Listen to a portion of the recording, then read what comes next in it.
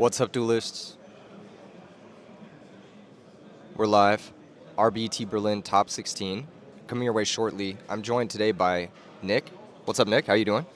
I'm doing really well. Good morning, good midday, good afternoon, duelists, wherever you are.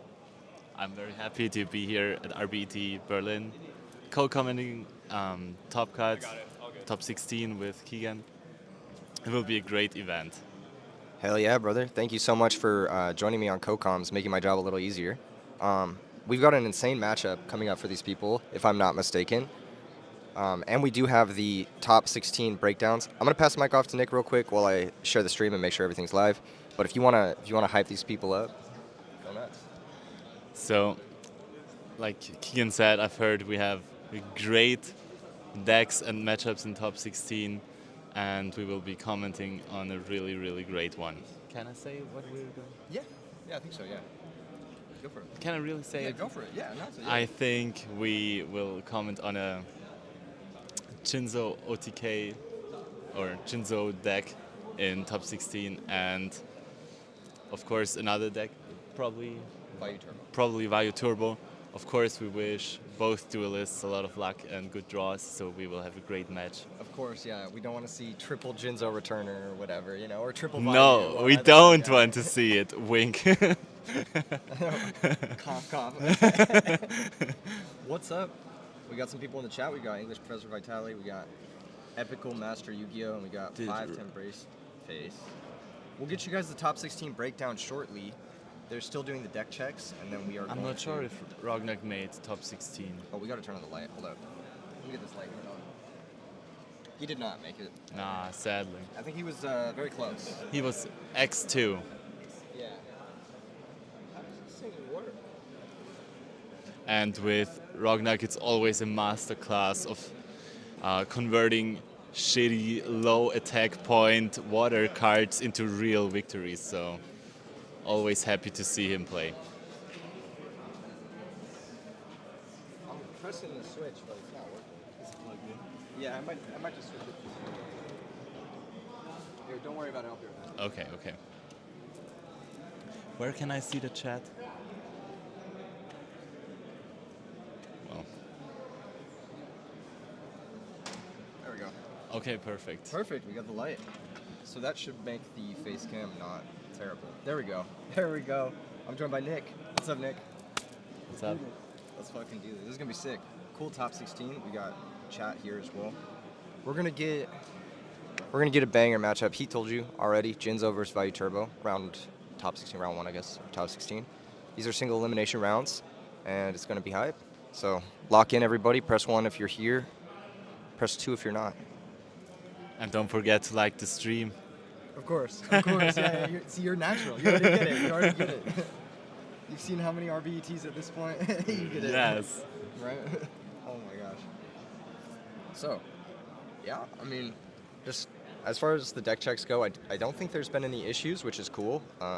If there are, then we'll make it known, I guess. But other than that, should be getting started shortly. You'll see our production manager there, Legend, on the camera, showing face a little bit, showing his elbow. Yeah. So you've traveled here today from Austria, right? How was that travel? What was that like for you? So I was really fortunate. Right in the city where I live, there starts a train, and it's straight up travel to Berlin, non-stop, no problems. For some reason, the Deutsche Bahn was really faster than usual. Yeah. Because people really expected to always be late, and we actually were here early. Wow. So that was really crazy, yeah. Yeah, that's really cool. And that travel was like, I mean, that's just one of many people who have come in from all over Europe and from the States, and I think we have players here from Korea as well. Yeah. We have some players from like all over the world, which is really sick. Kind of insane. It was kind of insane. I didn't think there would be so many like international players. I think the players we're gonna watch, one of them is French. The other one, I don't know his area of, I don't know his region, but I'm sure the players in the chat will know his region. People from all over Europe and the entire world are here. Yesterday I played against someone from Portugal, Oh, that's sick. which is That's also sick. really far away from here. Yeah, it's a trek, right? It's like a 7 hour drive, train ride. Yeah. I know Raunak's staying in Portugal, so Yeah? he's also here from there. He's from, I believe, Ireland Yeah. originally, but yeah. Yeah, the person from Portugal told me they just took a flight, 2-hour flight, and Yeah. to Munich or whatever, and they were here pretty fast. So Yeah, that's sick, dude. That's sick. Not as bad as traveling from Vegas. I mean, might recommend. The city's really cool. Is this your first time in Berlin? this is my first time in Berlin. Really, really. What have you Yeah. done or are you planning on doing anything Berlin related while you're here? Did you do anything on Friday when you got in? Or? So of course we checked the city a little bit. Berlin is a beautiful city. The river Spree is really nice. There's a lot of great places also for young students and young people in general to hang out. Yeah. So it's really nice. Yeah, it's really young. I noticed Yeah. when we were out, we got to see all these restaurants, all these clubs, everything. That was it was very youth focused, which is Yeah. cool. Yeah. And the people here have a really cool individualistic vibe. Yeah. So if Yeah. you're really tripped out into whatever, I don't know, it's really welcome in Berlin. Yeah, wherever you come from. You basically, can get really crazy in all directions. Yeah, you could be super dripped out in suits, or you can be all thrifted out with a crazy fit and Yes. yeah, it's really cool. Yeah, exactly. We got some questions here. What is your drink of choice? Do you drink? Well, I don't drink alcoholic beverages at the moment. Okay. But Valid actually. Yeah. But I really love the Fritz Cola variant. It's cola made from Hamburg. Wait, I think I had this. They have fruit flavors as well, lemon. Yeah, they have I fruit had the lemon. flavors. It was really good. It was really Yeah, good. I love those. Yeah. Especially I like the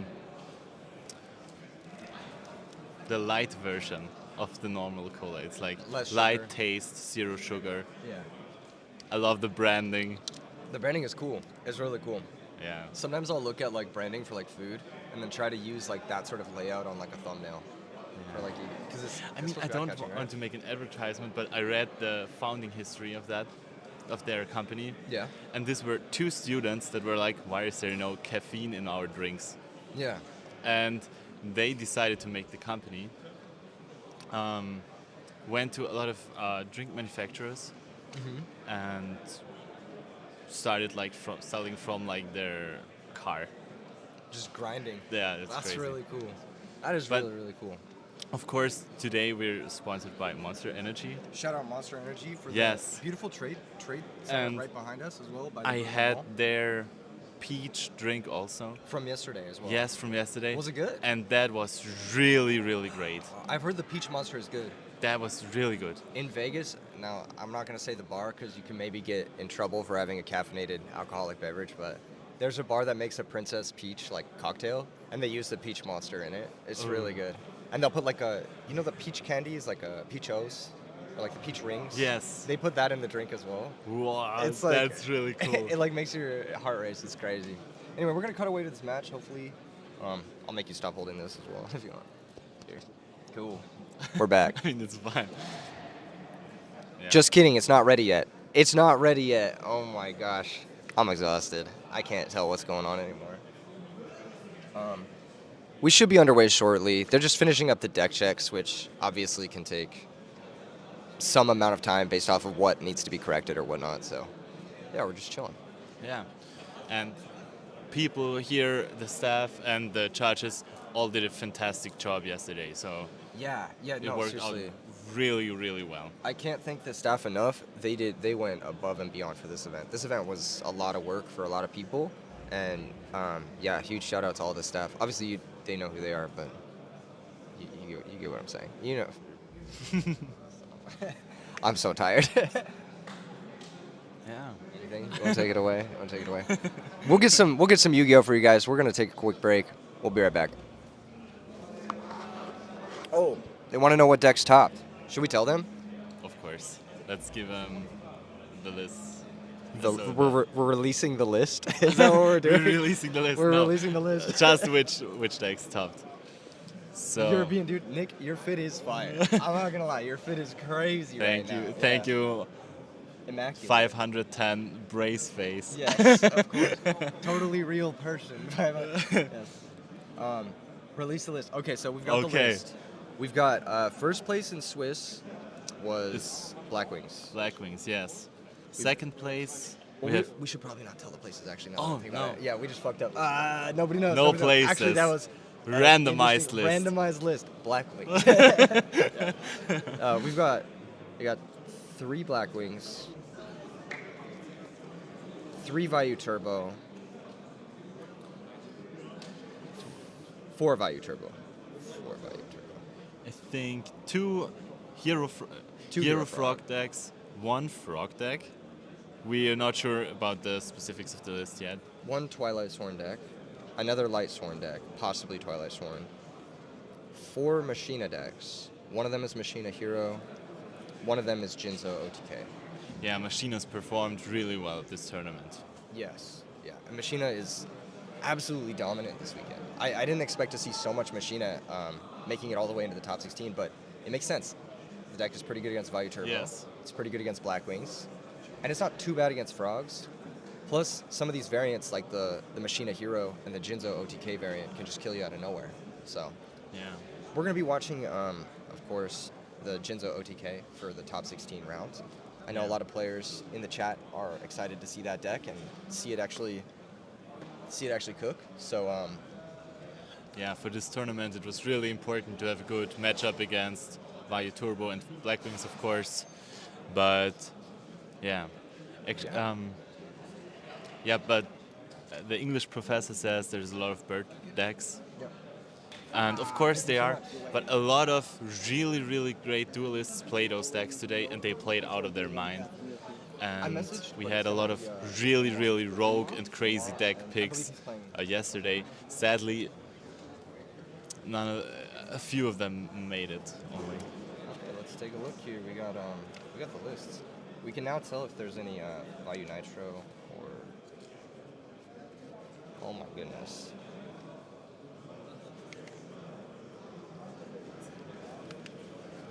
That's so cash. That's clean. Oh, he's playing some interesting cards. Yo, that's really cool. insane. We're like what is it? Teasing the chat right now. Yeah. Yeah. That's crazy.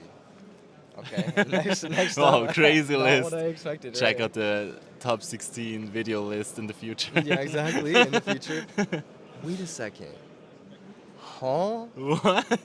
This just in, we've got a Black Salvo is one of our Machina variants. That's crazy. That's really insane. What? Oh my gosh, he's going all the way.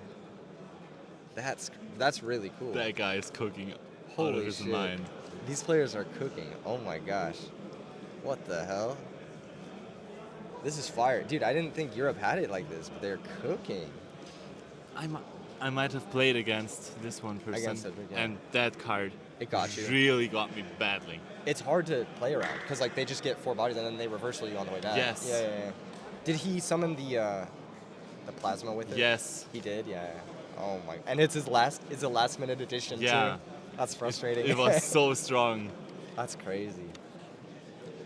It looks like this one looks like the combo. But he's playing these, which is weird. Normally they don't play that because it ruins the OTKs. But we'll see. We'll see how it works. Yeah, but yeah. Here, if you want to take a look through these. Anyway, Black Salvo is crazy. Oh my gosh. What the fuck? That's This guy is insane. also cooking. Oh, he is. Yeah. Main deck. Oh my gosh. Yeah, there's like a kind of a half Nitro value because he's only got 2 of these as well. But he's got this. That's so interesting. This is a very interesting The list. best of both worlds, probably. Yeah, best of both worlds. Trying to mix people up. Wow, that's really cool. Very, very interesting. Is there an Instagram account where there are stories and stuff about RBET? There will be some vlog footage posted, I think, after the event, both here and I'm sure Darius is going to post some on Yami Darius's channel as well. Yeah, pretty much. But I personally don't use Instagram. I don't know. I just don't. I don't really see the point. But it might be worth using. I don't know. Do you think I should use Instagram? Instagram is like a time machine. You start looking at reels and then it's 2 days later. So Yeah, it's probably a bad idea. Yeah. Like you were saying earlier that you had to take a break from social media, and I'm scared to get started on it, right? Freya says it's a Jinzo and Salvo player. It's two separate players. There's a Jinzo player and a Salvo player, Freya. Also, Freya, I believe I met one of your friends, Shaolin, recently. We hung out a bit. It was hype. I didn't know you were well, I don't want to dox, but that's hype. You only use it because you need it? Yeah, I would only use it because I need it. Yeah, that's right. Salvo is so sick. The Salvo list is crazy. I mean, this list is crazy too, but I'm like looking at it. I'm like, oh, he's even got these. What is this? Oh, it's to send that for maybe this? That's so weird. Or he could also send it for this. How is this happening? He's cooking. Wait, he's cooking. So he does this, and then he makes that, and then that works with these, right? Is that how it works? I don't even know. Holy shit. I can't wait to show you guys this list. We're like geeking out right now. Of course, that's lights also. Yeah, exactly, yeah. What the fuck? This is so You look smart. at the list and you're like wondering how it's working, but Yeah. it is definitely working. He made it to top 16. 7 and Number 1. Yeah, 7 and I believe. Yeah, in the cleanly. He was actually in in the sixth place biggest after probably Edison tournament all year. all year. Yeah, all year. I think there's only been one bigger one, Yeah, which was US Nats. yeah. Yeah, which is crazy. Wow. He's really onto something. Yeah, he has the sauce. He has it. I've been saying like they need to play this card because if they don't play, Yes. it's like what are you even It's doing, right? really a missed opportunity. Yes.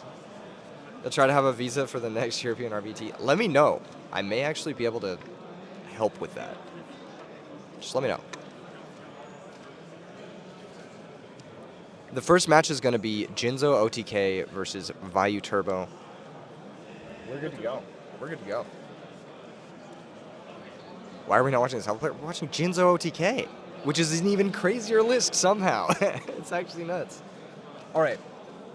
Chat, lock in. Who do you got, Jinzo or Vayu Turbo? Press 1 for Jinzo, press 2 for Vayu Turbo. Who do you got? I'm here rooting for Jinzo OTK. Really, really? Yeah. I have to be the villain then. I have to say Vayu Turbo. Oh my Oh. gosh. Nick's making me be the villain. All right, I'm saying Vayu Turbo. We'll see who wins. Future fusion off the top. Future Fusion off the top, dude. That's hype. Oh my gosh. No, of course, like I said, we wish both duelists a lot of luck. And it took a lot of effort and great dueling yesterday to get here. So And honestly, like weathering the elements. Yesterday was Yes. intense. It was cold. It was rainy. It was like a lot of stuff out of control of like anyone, really. Can't control the weather. And not only the dueling was hard, it was like Keegan said, it was really cold. It was not easy to shuffle the deck. yeah, literally, like everyone's hands were like. Yeah. I was sitting on my hands during the commentary. Yeah. I was wearing gloves in between the matches to Just to stay warm, right? Yeah. because in Yu-Gi-Oh, most Yu-Gi-Oh players all the time they shuffle their hands and shuffle their decks, and when the speed of your finger slows down dramatically, it makes a huge difference. You could drop a card. You could give away Yes. something. Yeah, it's totally like, it actually becomes like almost physical in that sense. That's crazy. Well, this is gonna be a sick match. I'm excited to hop into it. We don't know which player's on which. The names of each player here are Benoit and Jose. Some people may recognize. Toilette is da. Yeah, go through here and then that corner. Yeah. The stream is kind of quiet. Is this better? We just got to move the mic closer. I think we need to move the mic closer. Yeah, okay, that's fine. Like about this, Yeah. Yeah. Is this better? All right, we're shuffling up. We got Benoit on the left, and we got Jose on the right. Benoit is on Jinzo. Jose is on Vayu Turbo. Okay, let's see. A lot of it, of course, depends on the starting hand, but yeah. We know sometimes the Jinzo deck can play Gold Sark. I don't know if we know. Did we see if he was playing that? I'm not in my. I'm not sure. Different list. Hold on. Here we are. He is playing it. He is playing it. Yeah. He is playing it. So, he will be able to find his power cards. He's also got some interesting like restarts like this, and I think this card has a lot of application, as well as these. That could buy him a lot of time for the Gold Sarks to resolve. So, I don't know. He has We'll a lot see. of cards that keep him in the game if the start isn't well. Yes. Yes. Exactly. And to go for some grind is also possible with the OTK deck. Yes, exactly. That card that we just showed, that could help him make Bryonic, which is another way he could just slow down the game, bounce the normal summons or the armed wings or whatever. Yeah. Anyway, players are shuffling up still. We should be ready to start. I'm just going to message production that we can begin whenever they are ready. Yeah. One of the best strategies against Vayu Turbo is, of course, bouncing the Vayu Synchros back to the extra deck. Because if there's no access to high level Black Wings, the Vayus will be useless in the future. So that's a great way to combat this deck.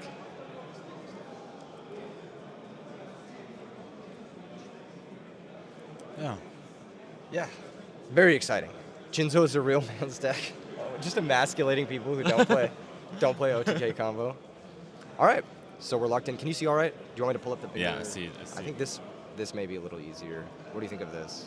Is this a little easier? For me, both are really fine. Okay. I can see on the small one also. We can also hide the chat. We don't need to see them. Do we need to see you guys? Chat, do we need to see you guys? I don't know if we need to see you guys. The Jinzo mat is crazy too. The fact that he's playing not on the Jinzo mat is kind of messed up. No! And then the Vayu player's not playing on the virus mat. No! Kind of messed up. How could that happen? No, I'm kidding, yeah. Yeah. Anyway, players are still getting shuffled up. I believe we are ready to go. Everything is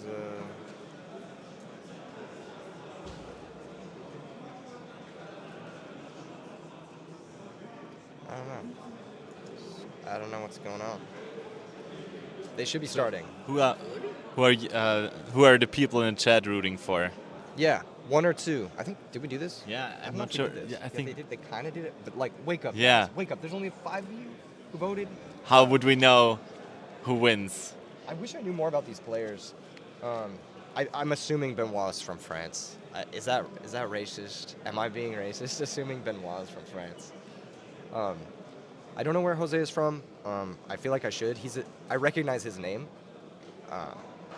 but because I've definitely seen his name in I think Top Cuts before somewhere. Benoit is from Paris. Is this from Paris? There we go. Yeah, makes sense. Very nice. Cool. Looks like the players are starting. Die roll happened. I see Krebins in hand, as well as Brain Control and Call of the Haunted and a Jinzo. This deck is so insane, It's so to be so honest. hype, right? I don't see. Well, we didn't see any of the hand. Yeah, check out 12 Days of Teledead. Yes, so. of course. All 10 days of it, right? Yeah. Jose's got his hand a little bit pulled back, so we don't really see what he's got in his hand. But I think he is going first, right? So there's normal Greffer. Pitch Necrogardna. Necrogardna's going to help him survive if there ever is like a future fusion situation. Yeah, definitely one of the key cards in this matchup. And he's going to send, I believe, Plague Spreader Zombie, but I couldn't really tell. It might be Vayu as well. How do you feel about this, like pitch Necro start? Does it feel like comfortable for you, or do you feel like? I think having something to protect the Greffer is a really, really great start. Every Vayu or Shiroko off the top is now really valuable. Absolutely, absolutely. And like that way you can just start getting your engine going every single turn. Having a Greffer active for multiple turns is really, really dangerous in every matchup. And that's the big strength of Vayu Turbo is this Dark Greffer card. Yeah. Did you play Dark Greffer yesterday in your Diva Hero deck? I played Dark Greffer yesterday, and I always hope to see to unbrick the double malicious hands. The double malicious. And yeah, and of course, he can keep the Dark Greffer alive and follow up with the Kaias even. Yes. That's really, really strong. So if that is a brain control, he can brain control this Greffer and then sacrifice it for Jinzo. And it may actually be kind of difficult for Jose to out the Jinzo unless that is a Plague Spreader in the graveyard. Yeah, of course, he has also a tuner and can convert it into a synchro. Yes, Or- absolutely, yes. Does he have any darks he would love to see in the graveyard? Probably. Getting Jinzo in the graveyard, if he activates Greffer and discards the Jinzo, and then sends a Jinzo returner, he'll actually be able to special summon the Jinzo from the grave. That would be sick play also. Yeah. I think that's a good catch on your part. That's actually pretty smart. So, Yeah. he could definitely do some stuff. Here's Trap Dust Shoot. So he's going to Okay, get perfect okay. information. We're not going to get perfect information because we've got a bit of a glare. But he does have a lure, so he's going to Yeah. draw new cards anyway. He can mitigate the damage that Dust Shoot does to him. Wow, did he have no monsters? I think he has no. I think there's 2 monsters. There we go. Yeah. There we go. Okay. What is that? Is that Gores? I think that's Gores. Yeah, that's the Ghost Gores. The Ghost Gores. Okay. Glare on that even when there's no glare. And then there's also the Sirocco. He's gonna put back the Sirocco. Yeah. Makes sense because of the Dark Greffer. The cool thing here too is like, because he did set the back row. If Jinzo is summoned, that Gores is just dead. Because the trap card can't be activated. Cannot be activated. Yeah, it just cannot be activated at all. It acts as kind of a full cold wave. It doesn't just negate the traps that are already face up or that are active. It prevents activation entirely. So that Gores is going to be locked in hands. So he can lock out the Gores. That's key, of course. Yeah, of course, yeah. Here, I got this, You're good. Thank you. Thank you. It's like, could be a Ghost or a Dad. No, it looked like Gores. Yeah, there was a red shimmer on there, and that's definitely the Jor's is Jor's, closing. the other side of darkness. Looks like he banished it. He banished the Gores, so it's no longer going to be a threat. And he did find a Sirocco to pitch with the Greffer, so big pressure. Yeah. How does he get through the Krebins? Usually Gores is really important in the matchup to defend the OTK. True, yes. But if you know about the Gores and the trap card is set, it's better to get rid of it and use the new cards. Exactly. So, from this point, he's going to be able to make an Armed Wing, but is that going to be enough to get through this Krebins? I mean, it'll deal him a little bit of chip damage, but it's not really progressing the game too much in his favor. That's kind of the power of Krebins here, right? Krebin's really protecting Bernard at this point, yeah. Yeah. So attacks, he's going to pay 800 on each attack. Just 1,600 damage, but the position is kind of stalled in Benoit's favor. And one thing that he could have done was use the Plague Spreader with the Armed Wing to create a Dark End Dragon to maybe clear the Krebins. But looks like he didn't want to do that into 2 back row. Is that something you would consider here? I'm not sure right now, but what I think is very important, if you're a combo deck and you don't have the immediate win in the hand, is that you slow the game down to get more pieces for the combo. Absolutely. This situation, not going for the Dark End, definitely does favor Benoit here, for sure. Yeah. And if he can defend it longer, get more pieces, he can assemble to win over the Dark Greffer and the Vayu Synchro. Exactly. It looks like Benoit picked up his own copy of Gores, which is a little awkward because he did set Solemn Judgment on the first turn of the game. Yeah. But It's still fine. yeah, that's always like the downside of running.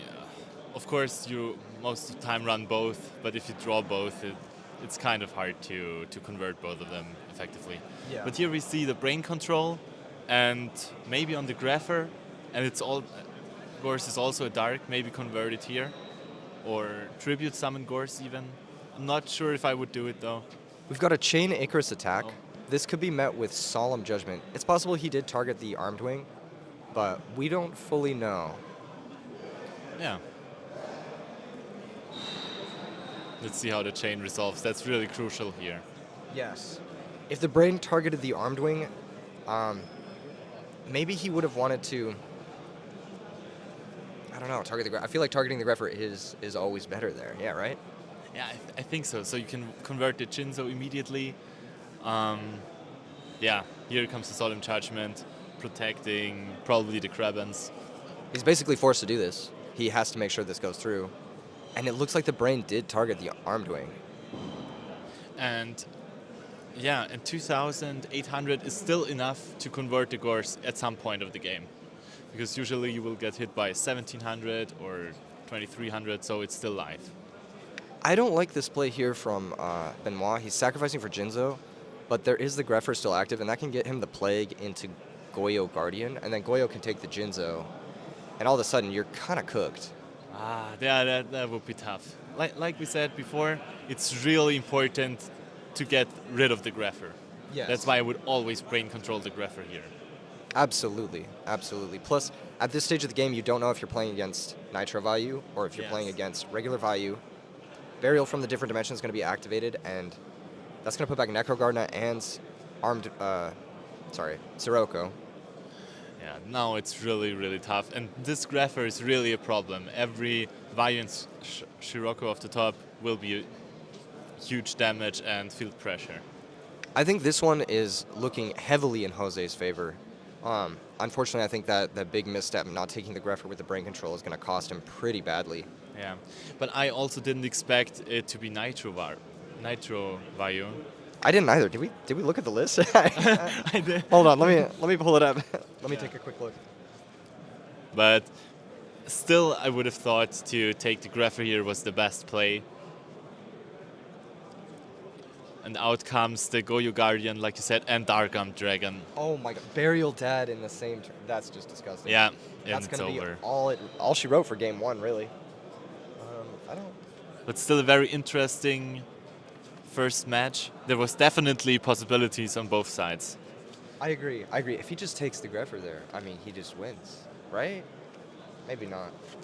He gets to unlock his back row. He gets to Synchro 6. His back row, I think, was Call of the Haunted, so he could then extend. Yeah. And then, like, he could do something like make it so his Gors is like, that's tough. Especially pitching the Jinzo to dump the Jinzo returner, get the Jinzo on field also, have a huge damage push, and maybe get rid of the Armed Wing. Yeah, and all potential for the Dark Armed Dragon is kind of taken away there as well. I mean, Burial Dad will still give a lot of control.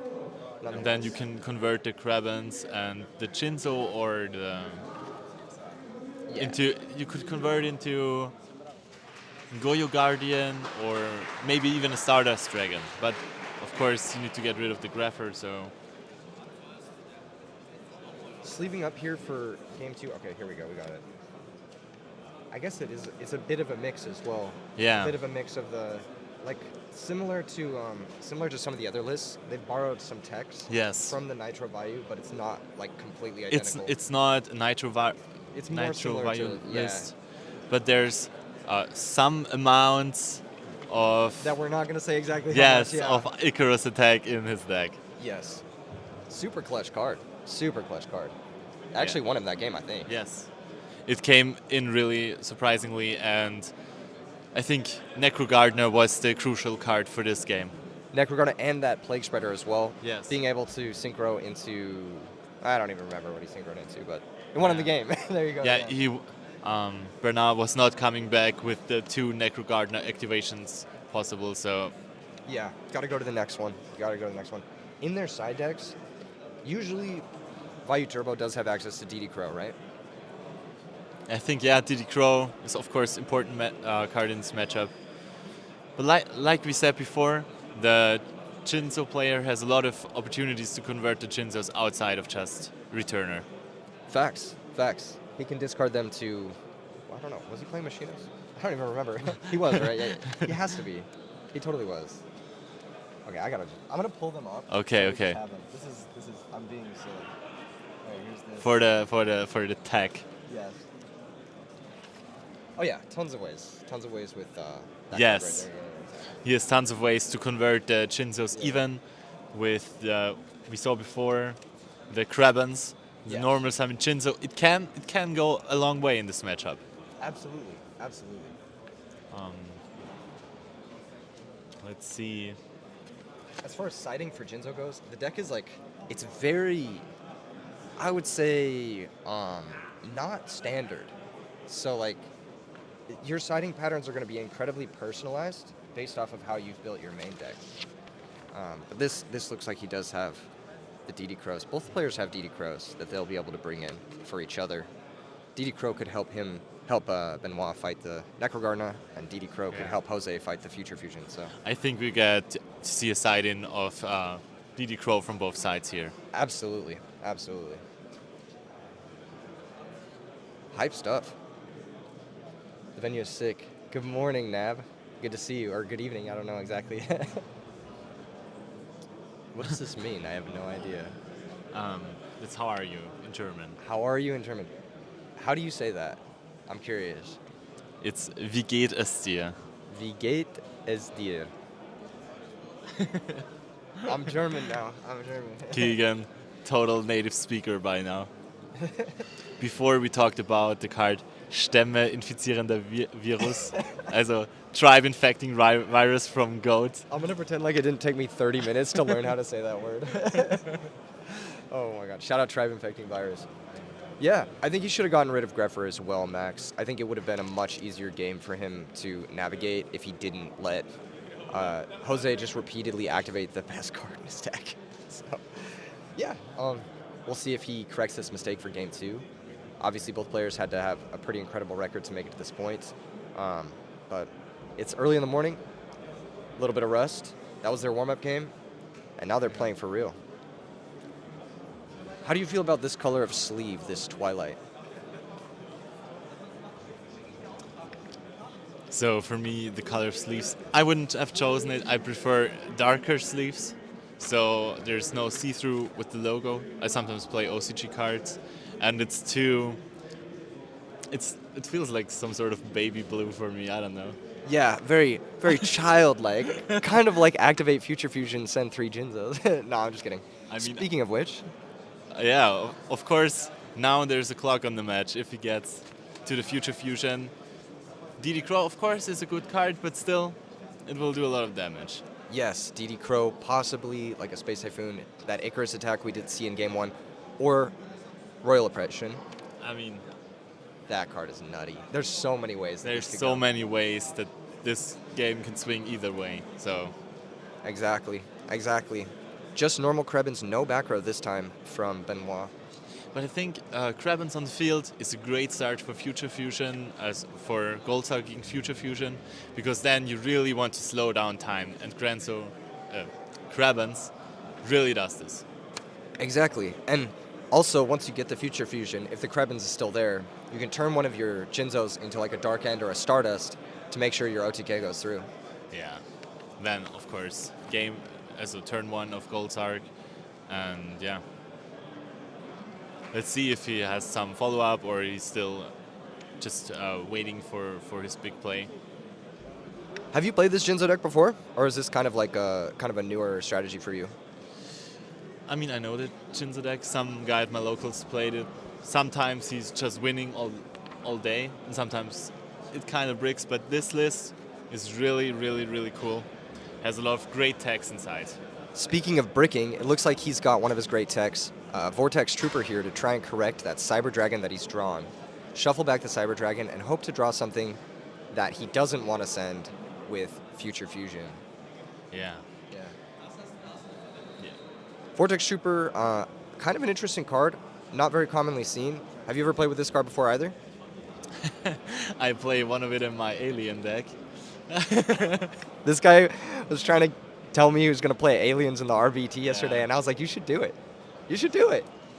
He didn't. I decided against it because it's just messenger of peace, locking people out, and of course we play with a time limit, and yeah. Yeah, it is tough. It is tough. But, alas, maybe it would have topped. You never know. You never know. That would have been legendary. But yeah, this card, can I say it? Yeah, go for it, yeah. There's a giant Trunade in the deck, and it's really, really strong combination with Gear Frame, because he can equip the Gear Frame, bounce it back to hand, having great follow-up. That's crazy. I don't think I've ever even done that. That's super smart. It also works with his Call of the Haunted. Yes, so you can get huge pluses out of this. Bouncing your own back row can be a huge, huge upside. Allure of Darkness here from Jose. He's going to try and find one of his ways to interact with this Future Fusion that is getting added to Benoit's hand on the next turn. Yeah, I think a crucial part for the Vayu player is now getting to the Necro Gardener or Mystical Space Typhoon, something to interact. And we saw that Benoit did draw a Heavy Storm, so it's just DD Crow that will defend. Well, DD Crow and I should say maybe Gors or Necro Gardener to defend here for Jose. It's going to be a tough one for him moving forward. Like you said, the Kraben's there to convert into maybe a Dark End to get rid of the set creature, which might be a Raikou or something, yeah. Greffer's going to activate. Maybe we'll set up a Necro Gardener to help not die instantly. Yeah, I think I totally would do this. Yes. Live to see another day, and then maybe go for a comeback, grind him out, or yeah. Yeah, exactly. There's a lot of ways the Vayu Turbo deck can sort of rebuild after an OTK push if the Jinzo player has spent too much or all of his resources. But it does look like he's sent Vayu and Sirocco, so he's not even really going for the Necro here, which is interesting. Yeah, maybe he's really confident with the back row he has, but like we said, Bernard has the Heavy Storm, and it will really do damage. I agree. Also, another thing he could have is maybe his set monster is Necro Gardener as well, but it's likely it's Raikou. That's going to be an Armed Wing that hits play. The glare's a little bit awkward. We've done what we could for it this morning, but it's obviously very bright early in the day, and it'll get better as the day goes on. Yeah, I think here Bernard is in the driver's seat. He's pushing for the game. So it's really not the best idea to push for damage on Jose's side.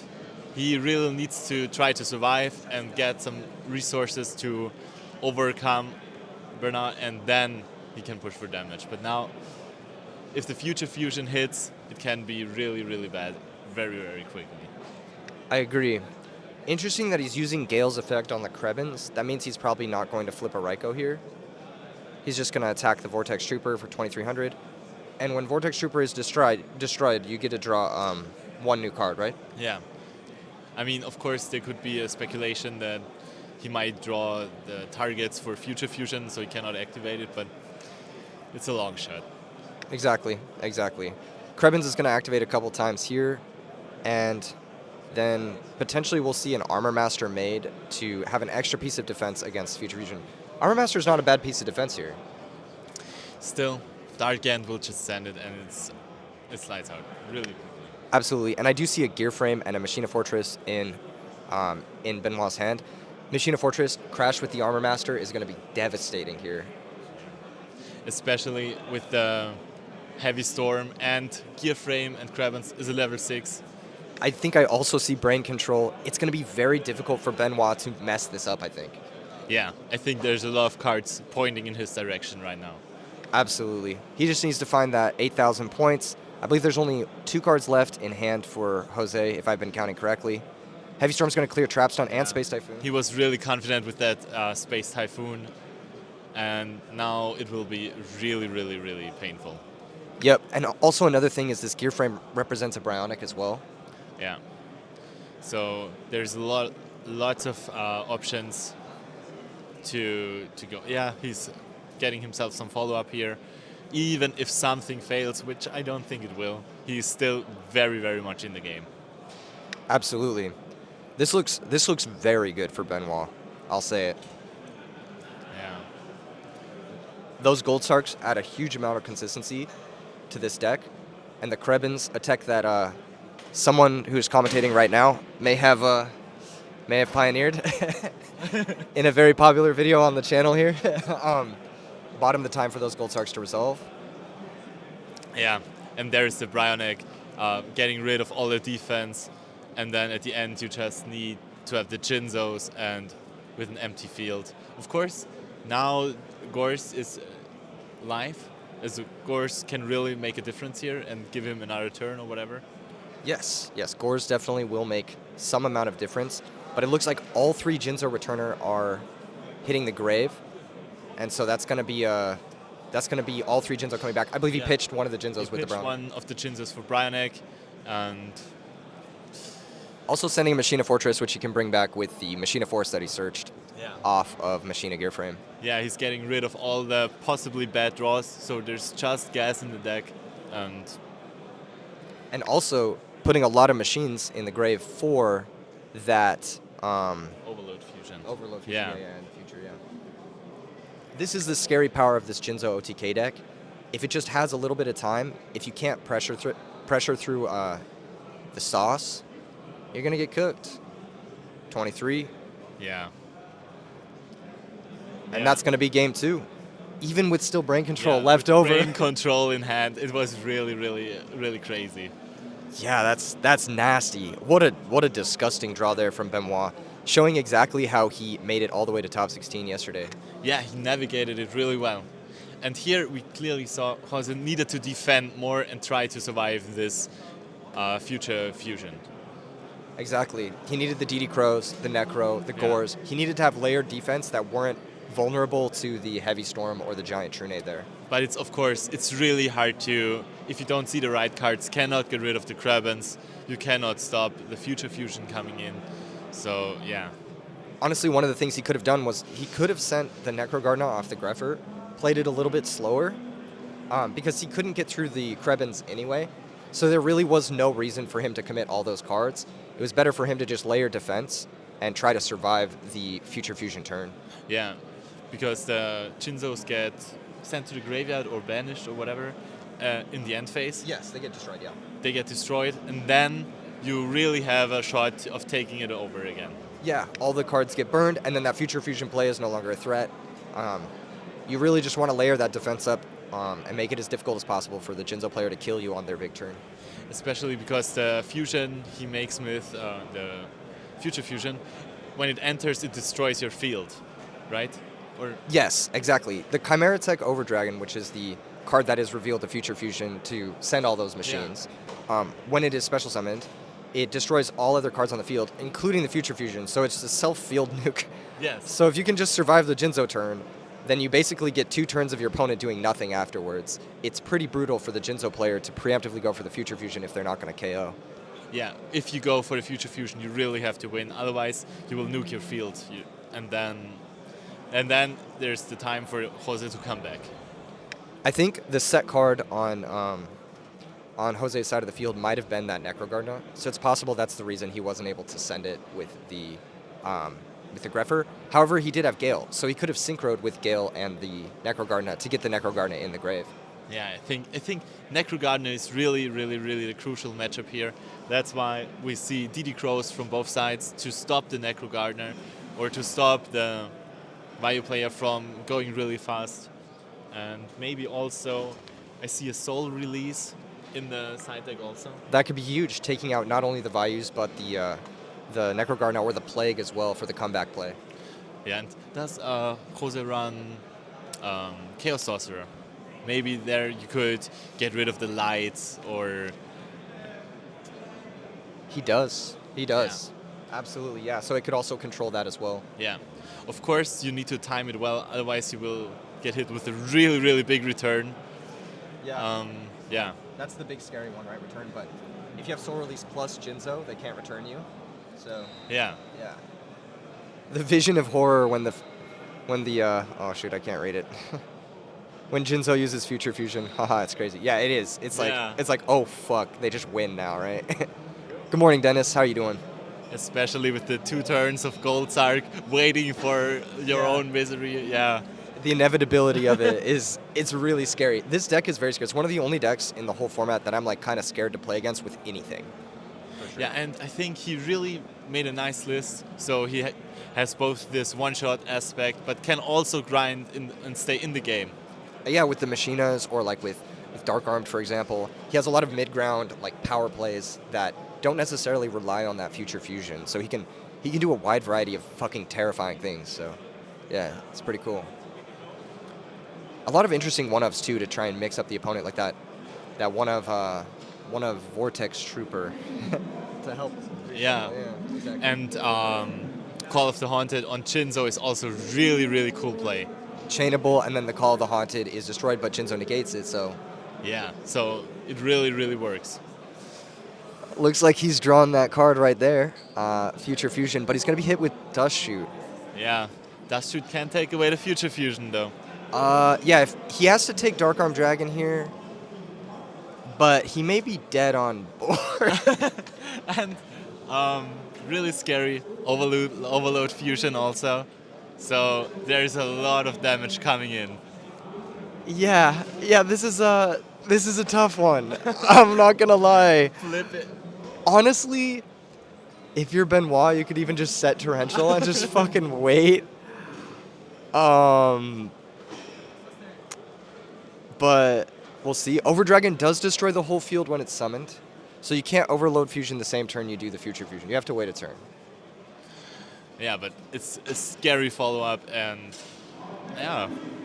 I think if I'm Benoit here, I'm probably just going for the Fortress poke. Try to get a hand rip with the Fortress. That might be stupid. Maybe you just gun the Future Fusion, get 7,200 in, and say, I'm gonna kill you with this overload if you ever try anything. What do you think? Yeah, it's quite hard to say. Of course, without the Dust Shoot, it would have been clearly game. Yeah, absolutely. It would just be Dark Armed plus the Yeah. Future Fusion for game, yeah. But I mean, I think when there's no back row, I would rip the Future Fusion also. I think he's misplaying a little bit here. He Future Fusion before summoning the Fortress and before getting that Jinzo out of his hand. Oh, So he's not going to be able to summon. Jinzo. Yeah, he's missing one Jinzo. That's actually a huge mistake. Actually, a really, really. Or maybe to convert one of the Jinzos so it stays on field. Oh yeah, maybe he is going to try to stick a Jinzo around. I like leaving the Torrential active, but yeah, I don't know. I maybe would have gone for the damage. Because if the damage is not enough, then he still has field presence. He still has Fortress plus Jinzo. Yeah. It's just a little scary into like a possible Cyber Dragon. I'd probably prioritize the Torrential over having the on-field Jinzo. Yeah. I don't know about all this. This seems a little bit of a preemptive play. Strike, yeah. Preemptive strike, yeah. Like this doesn't even deal damage through a hamster at all. So, yeah, I don't know. Yeah, We'll see. We'll see. That overload still is scary. so far we saw both players, their deck functioning well, both having great games. So, yeah. Yeah. Crazy. 2 Jinzos hit play. So big if true. He could just attack with these Jinzos, honestly. But like I said, this doesn't even really deal damage, even through a Raikou or a...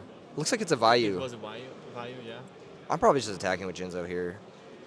Yeah, I would totally do it also. You have Torrential. You have Overload, too. Like, Yeah. you just deal the damage and then Overload close out. It seems pretty straightforward. Yeah, but why didn't he go with Why the didn't he Fortress? attack? Why didn't he... Did he not attack? What? What is going on? That seems like a... Why didn't he?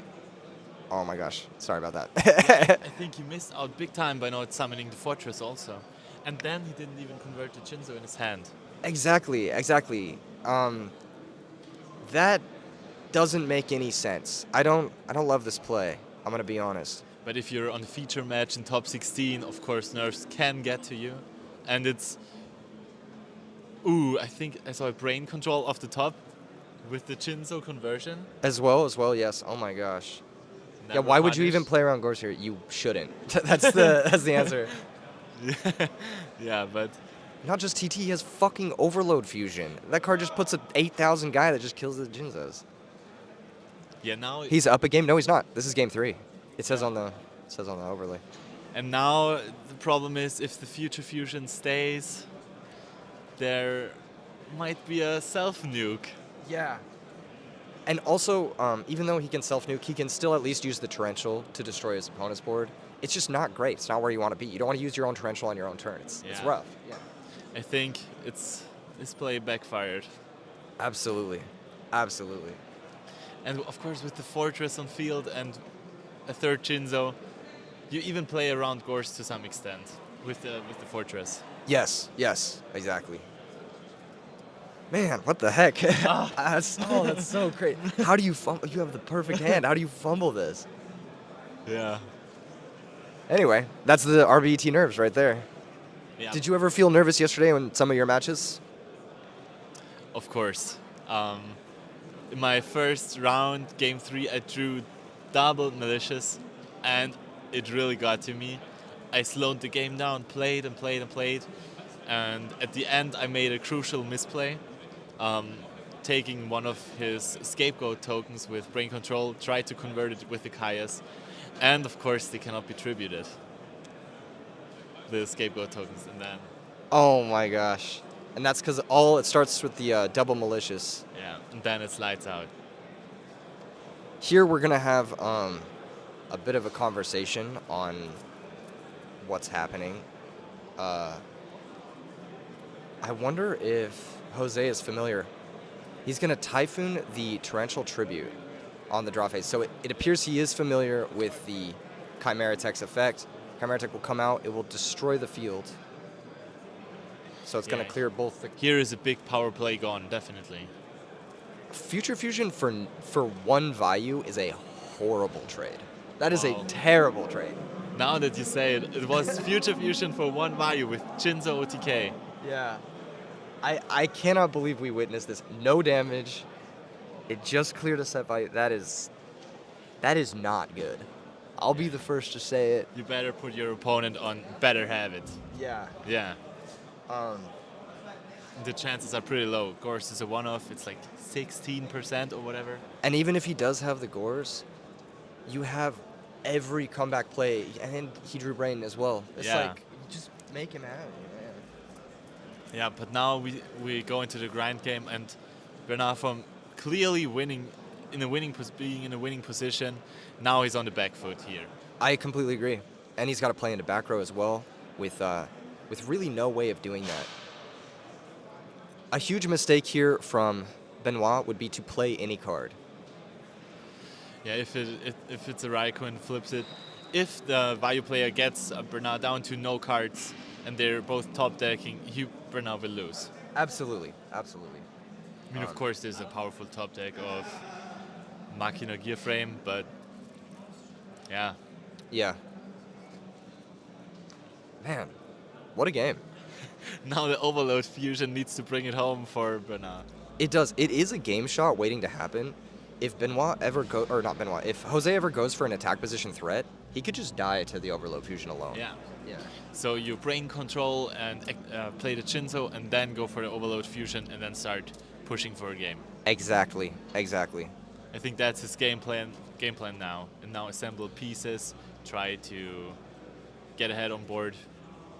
And yeah, unironically, the Chinzo might now be a very important piece in his hand. Damien says he can't out Gores. What about Chimera Tech Fortress Dragon being 8,000 and it can attack both Gores and the token? Do you not understand? I don't know if that's like... and this is why the chatters are not in top 16. No, I'm just kidding. Yeah, but like Keegan said before, it was 7,200 damage, turning off brain control also. Yes. Yeah. It was 7,200 damage through a Raikou, Yeah. actually, I believe. And Or no, it was a 48 through a Raikou. yeah. Yeah. Which is still, that's And insane. if You it's still go not- for it. It was a value.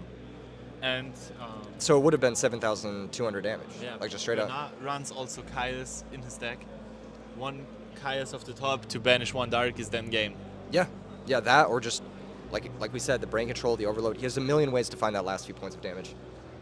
Yeah. So, okay, there we see an attack position threat. Oh. Why even bottomless this? Like, why even stop this? You want this here. Positionally, this Sirocco represents no threat. Banishing it actually is bad for you, because now you're potentially giving him like burial into multiple value activations. Yeah, it's hard to say. Maybe he's waiting for a crucial piece. He drew a Deprison. So Does he have double crow? I didn't see that. Did we see double crow in his hand? I haven't seen his hand. no, I haven't seen it either.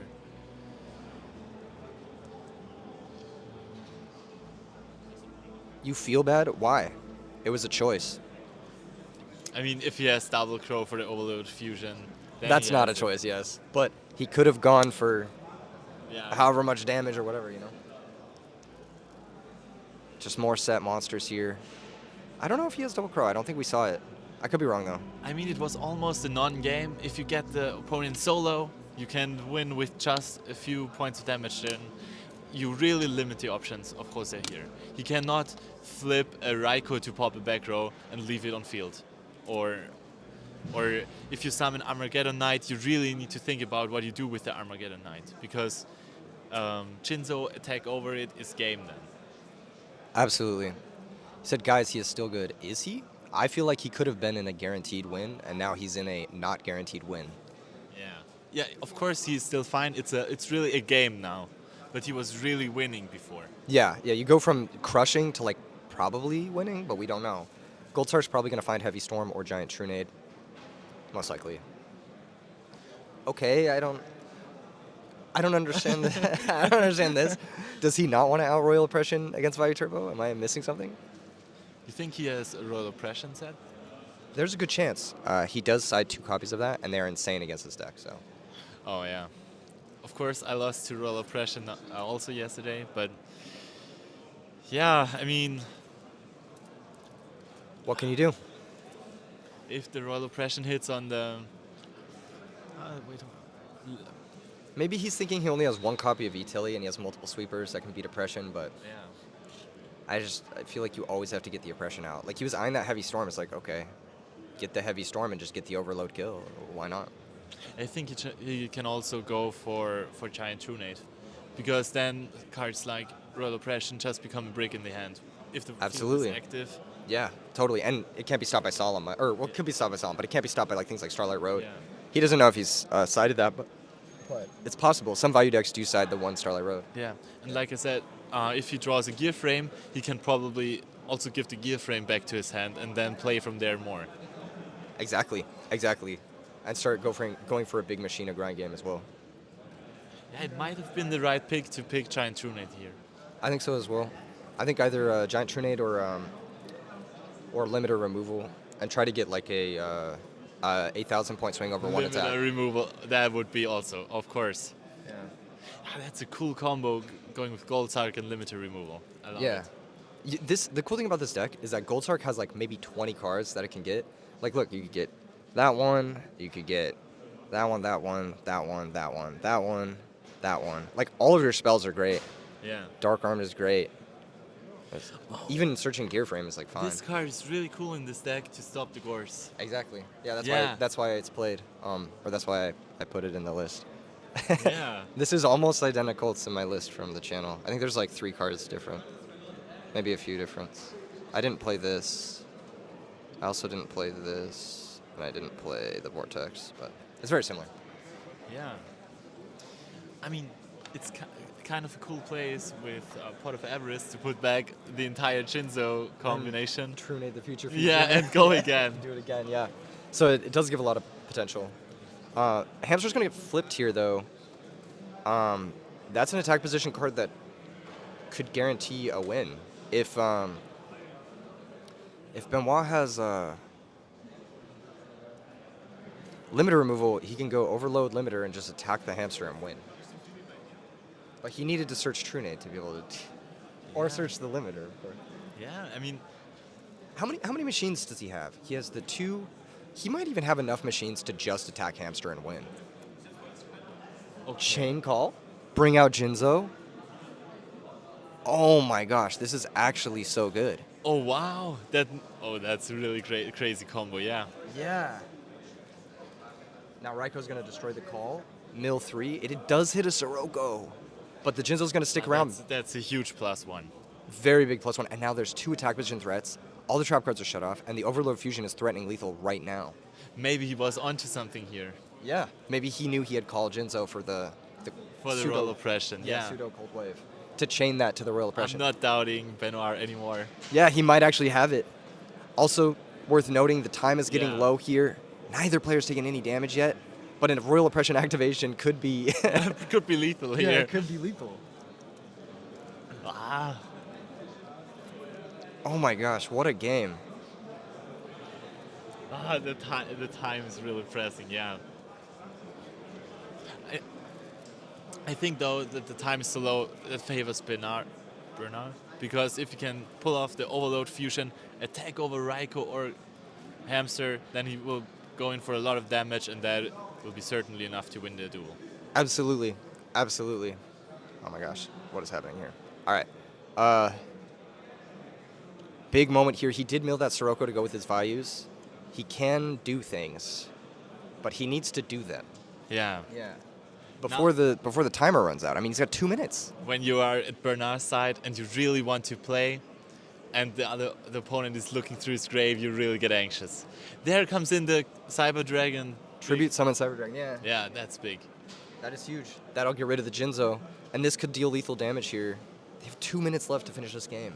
Yeah. That's terrifying. Now you really, really want to play when your Bernard and the opponent is still going through the motions, thinking about attacks, and yeah. Yeah. Crazy. Crazy stuff. He's going to activate the Vayu and Sirocco, or not Sirocco, but banish the Sirocco. Looking through the deck, oh my god, I would be... Oh my god, it's so anxiety-inducing. Jose's taking his time. This is a very complicated board state, so I think he's playing at a reasonable pace, personally. I think it's fair to look through the graveyard. Even Bernard looked through his graveyard, and there's a lot of plays that are possible. Hamster's going to attack. This is first damage. And that's going to be technically lethal damage. 2,000 damage across from the Chimera attack as well, and then 23 from Armed Wing. That's going to be met with Dimensional Prison. So just 3,100 damage. Benoit now has 1 turn to deal that 3,100 damage. He needs to do it fast. He has 1 minute and 23 seconds left on the clock to do this. If you Bernard, you really start playing all your cards now and then go into battle phase because it's end of phase. So he can then he can think about all the attacks, but he needs to do the attack. And now he has to play into 2 back row. Now he gets the emergency teleport, yes. But yeah. Yeah, he needs to actually make it happen.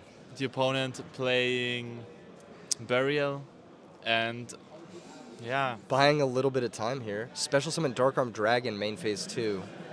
Using Dark Arm Dragon to blow up that last back row. Oh my god, I have this bad feeling that Bernard is not seeing any attack anymore. Yeah. Oh my gosh. What a finish. He can now destroy... There are no judges. What are you talking about? There are no judges. What are you talking about? Of course there are charges on this venue and on this match. This is not extremely slow play. This is... He's making an action every few seconds. Like, that's It's like not normal. slow Yeah, play, this is normal, yeah. Timer sort of stopped. Plus, Benoit can ask him to hurry up if he wants to. The timer has stopped. So, maybe they have a judge call right now?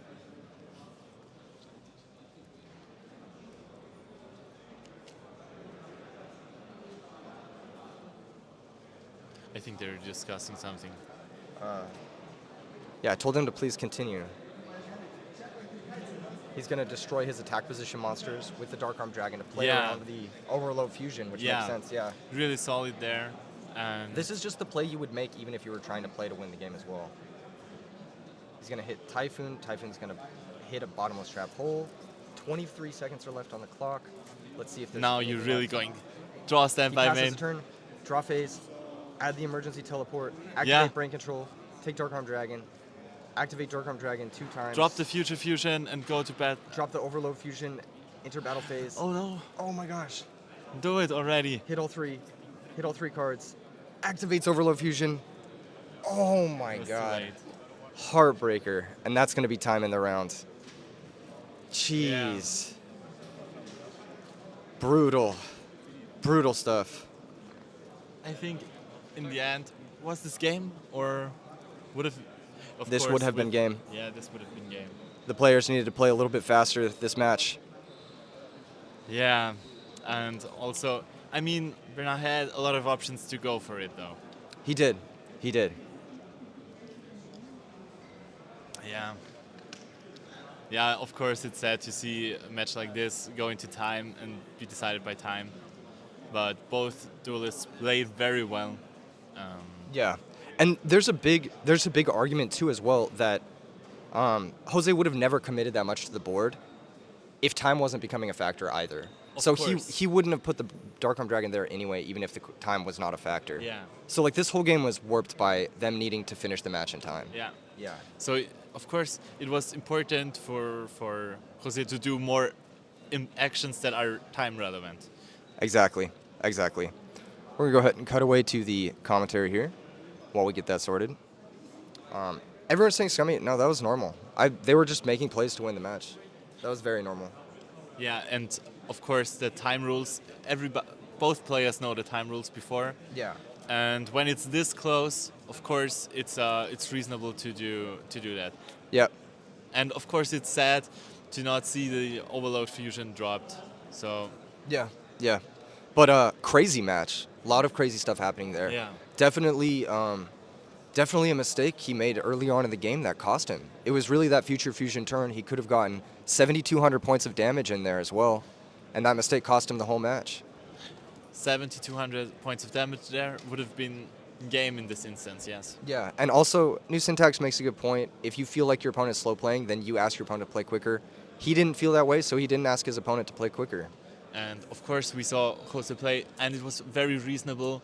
It was a very complicated board state, and there were a lot of actions being done, and of course he hedged against being attacked over hamster for time by shooting it. So Exactly. this was very smart play on his part, yeah. Yeah, so great play from both players. Very interesting stuff, except for that one future fusion turn.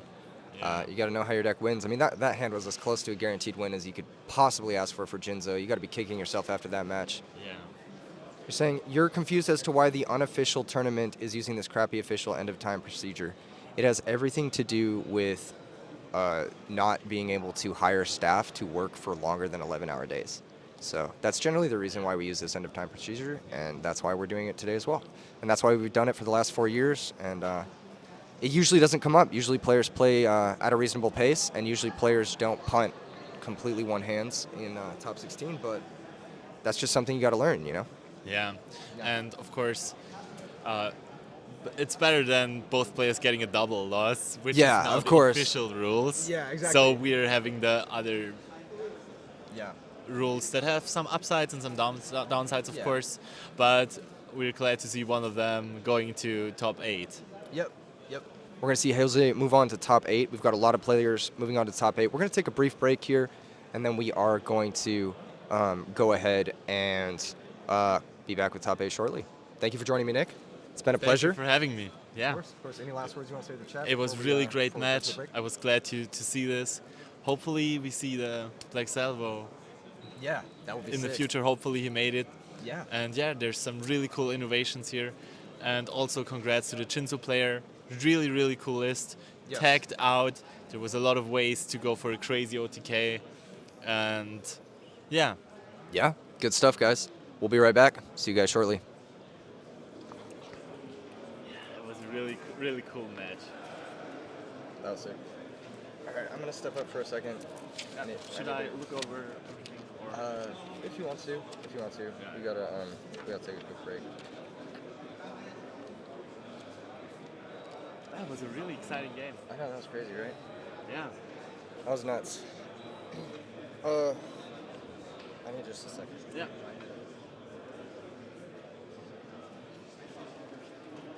How did it go? What? Shit. What'd you play against?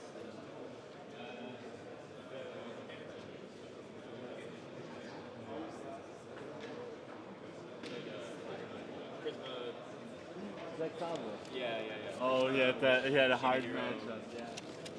What seed were you in?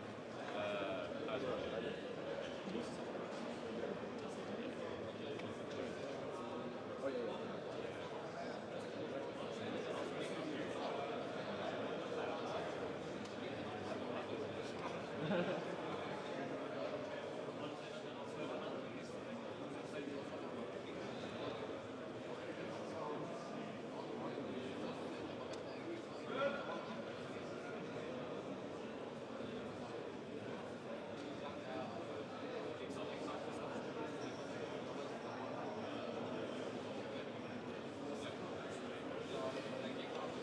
Yeah, the Black Salvo player had a really rough matchup with.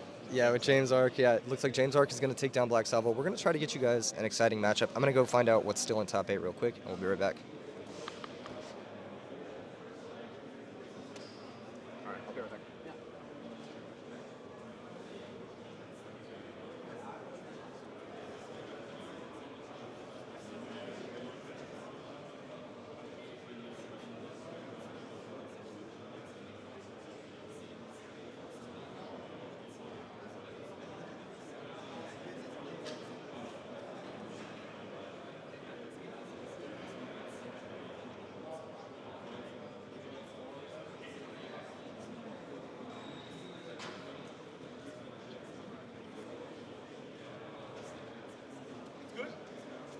Sehr gut.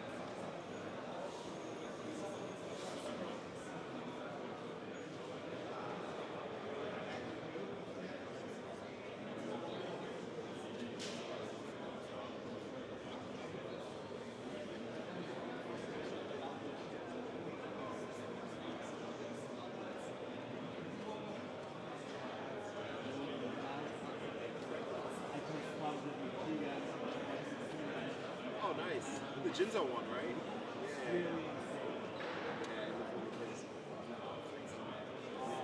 Playing the side events? I'll see that.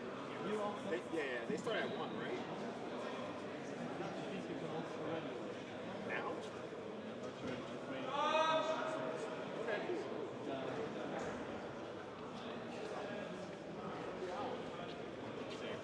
Gotta keep it going. Gotta keep it going.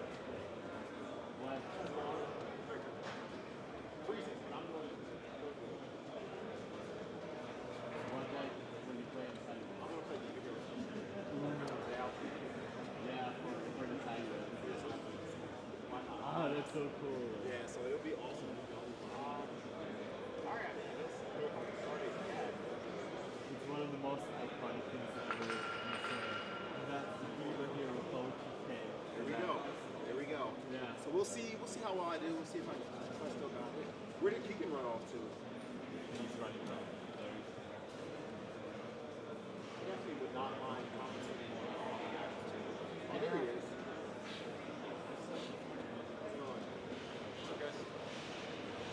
Crazy top 16 matches. I don't know. Did you see that? I did. The Jinzo and then the time, like that was crazy. You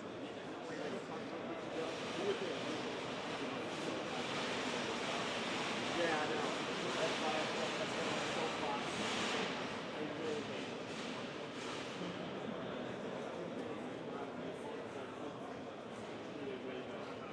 Yeah.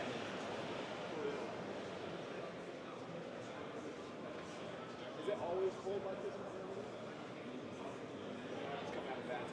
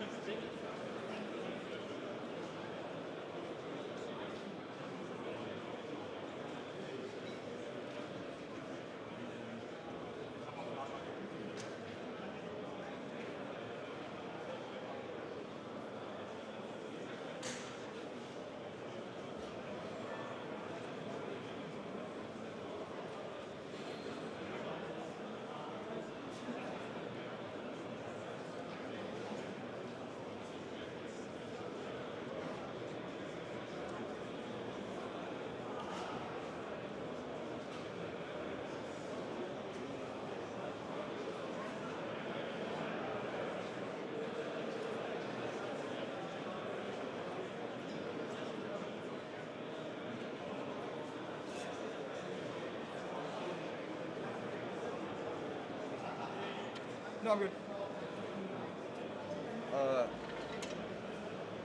We're good. We're good. We should be good. What's up, duelists? Top 8? You guys ready?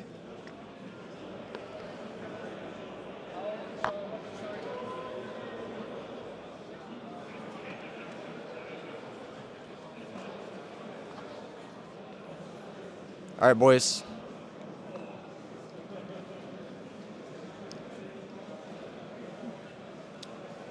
We got top 8. Ocean Dragon versus James Ark. Press 1 if you're locked in.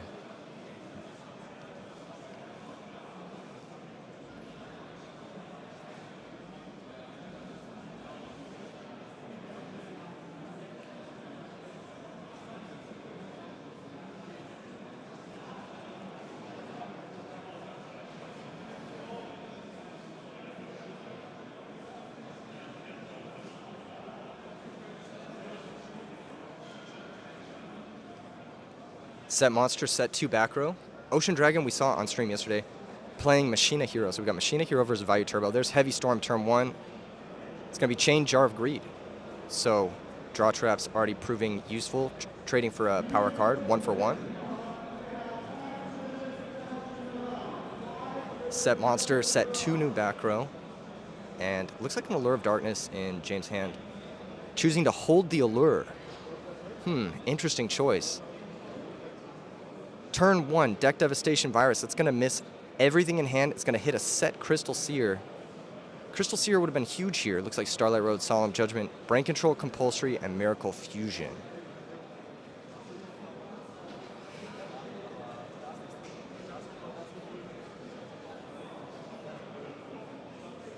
Set 3 back row, pass the turn.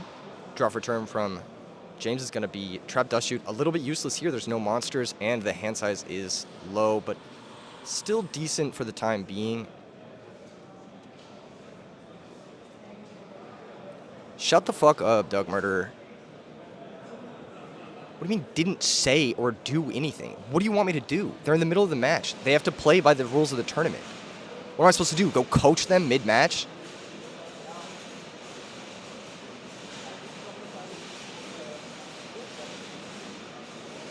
All right, we got Armageddon Knight, send value. Attack for 1,400. First damage is going to come across here. 6,600 life points for Ocean Dragon. Draw for turn is going to be another back row. Looks like Bottomless Trap Hole or Deep Prison. I'm not sure. I think it was Deep Prison.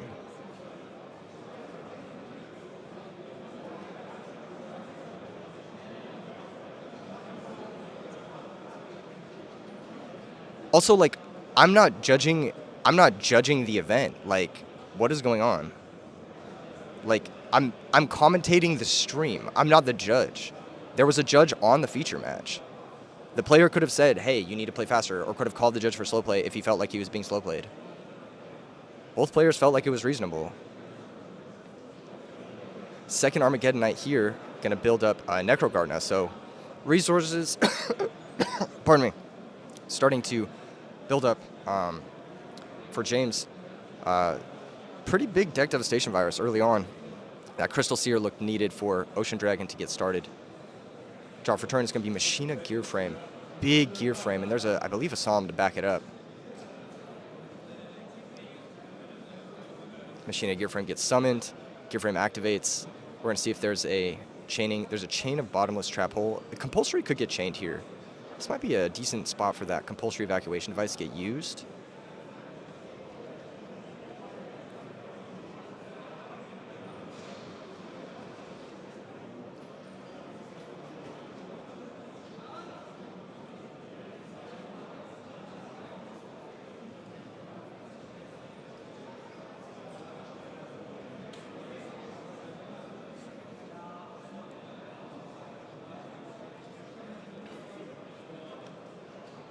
Let's see, Ocean Dragon really thinking hard here. Could Solemn Judgment this as well? I think it's kind of a not great use of Solemn Judgment, if I'm being honest. Compulsive Gear Frame, search Fortress, and then pitch special. The Fortress isn't terrible.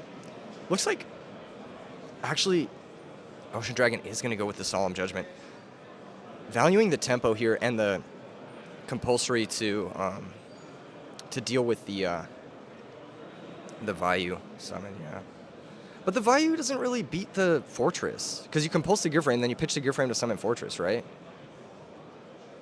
Yeah, compulse gives them a machine to discard a Fortress. Like Ghost Rider is saying, yeah. It's like, fine.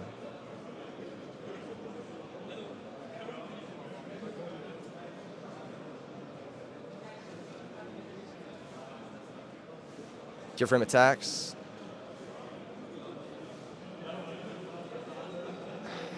It's actually going to connect, dealing 400 points. So first blood for James Ark here. Both these players traveled from very far away to be here for this historic event.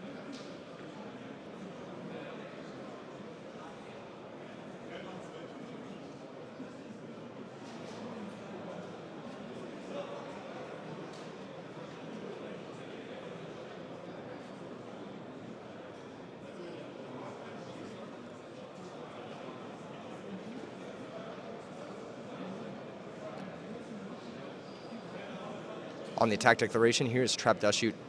Maybe playing around Trap Dust Shoot, actually. Very interesting. Gonna take the only monster there. It's gonna be Machina Fortress. Still Brain Control, D-Prison, Miracle Fusion. A lot of back row there for Ocean Dragon. It's gonna be difficult to play through for James. He may need to find a way to Bryonic or Dark Arm Dragon as a way to sort of handle the situation here. And the annoying part is there is still that compulsory. It can still bounce the Machina gear frame in response to like a D-Prison or whatever. So, I mean, this gear frame is going to be able to search again, most likely. And possibly even this turn, depending on how things line up. We'll see if James values keeping his Armageddon Knight in play, do something like a D-Prison, or if he just wants to burn his Necrogardna, or how he wants to approach this situation.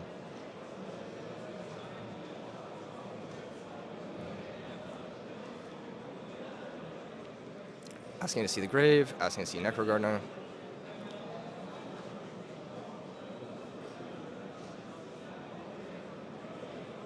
Armageddon Knight gets run over.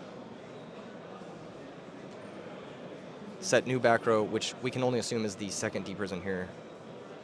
There's a set spell card there from James. I think he's in kind of a tight spot here. Just gonna pass. Heavy Storm is defined from Ocean Dragon. You could Heavy Storm, Starlight Road your own Heavy Storm, but that's scary into a possible chainable. Looks like it's just going to be gear frame attack for 1800. Ocean Dragon applying the pressure very fast with 1800 pokes.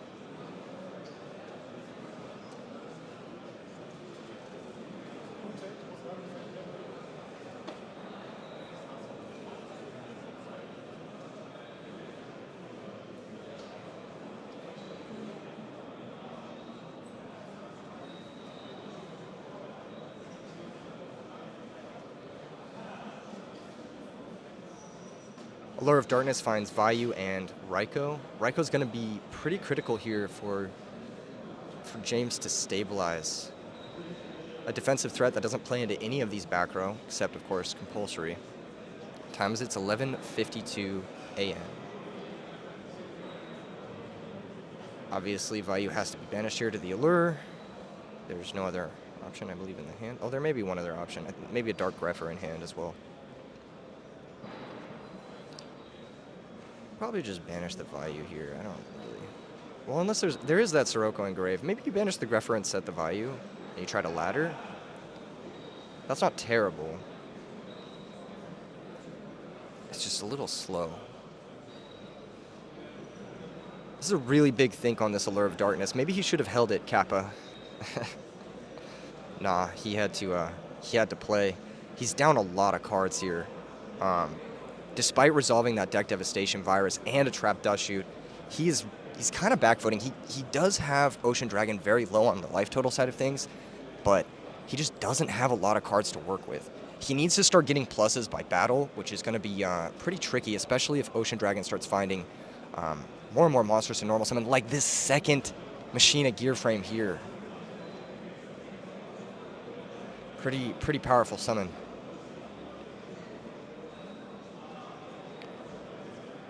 Gonna search Machina Fortress, the one that was sent with Trap Dust Shoot, so completely nullifying that Trap Dust Shoot. Undoing all the work that James has done with his hand-ripped trap cards this game. And that's why a lot of people have elected to use this powerful Machina hero deck in recent years, because not recent years, recent months, because it is so immune to the deck devastation virus and trap dust shoot. Going to be an attack from Machina Gear Frame, anything before damage, and Raikou is going to be flipped. Raikou is going to be able to hunt down one of those back row. James should have a good idea of which is which based off of the location of each. Looks like he's going to go after the bottomless trap hole, which is I think it was one that he knew about. And he is going to mill a Vayu as well, so incredible mill. Gear Frame's going to attack, potentially come across here, and it does connect, dropping James down to 4,000 life points. Are we a bit quiet? Are we? Is this better? Is this better? Is this better? Let me know if this is better. Anyway.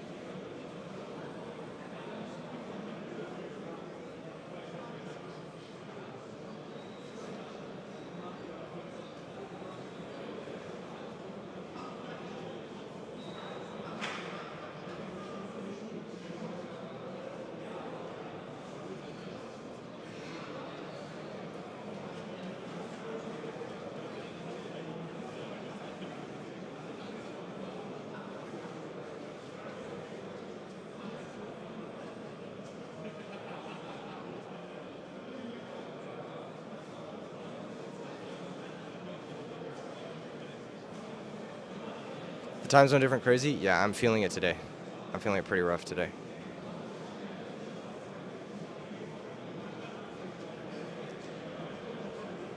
This game is already almost at time capacity for what it takes to play the first game of Yu-Gi-Oh! Here in a best of 3. If I was Ocean Dragon, I'd probably ask James to pick up the pace a little bit. Just set monster, set back row. We do know that, I believe that is a value in the grave. Draw for turn here is going to be what looks like a Machina Force. I could be wrong, though. Still no hero for that Miracle Fusion, but the Machina engine is online. Could potentially just start sending with these Machina Gear Frames. I don't think that's a terrible play.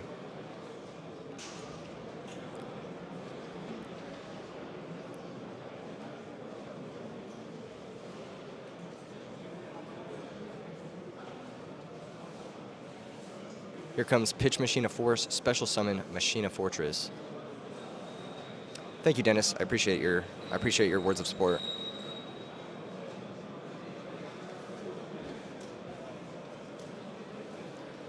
Yeah, I'm hoping to get something good to eat as well.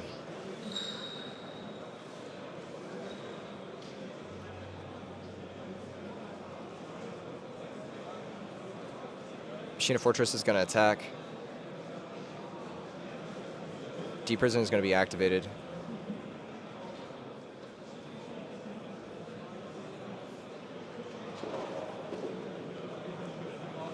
Compulsory is not going to be used. Compulsory can always bounce a gear frame to find another fortress, so it's not the end of the world. What's up, dude? Guy, how's it going? We are currently commentating top 8. Oh, my bad. Cheers.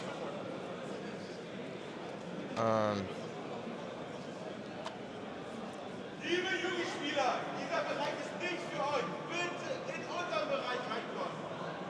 Looks like gear frame is going to be coming in, I believe, with an attack.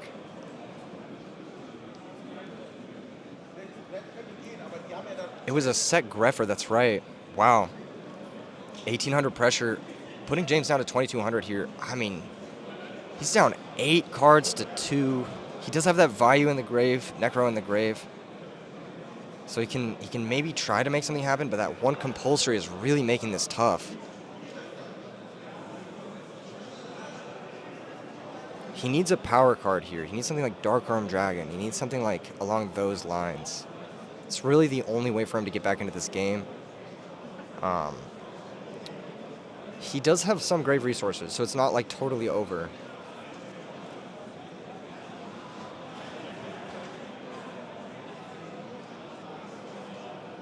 Set new back row and pass the turn. Is this where you want to be? We'll see.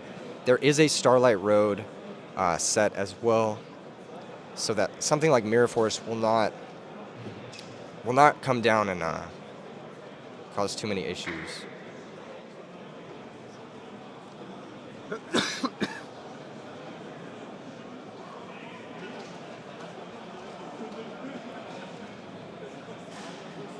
Gear frame attacks.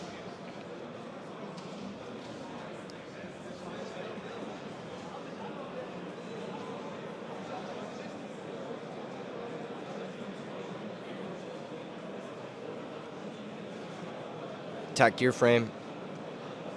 Necrogarden is used. So James probably down to 400 here.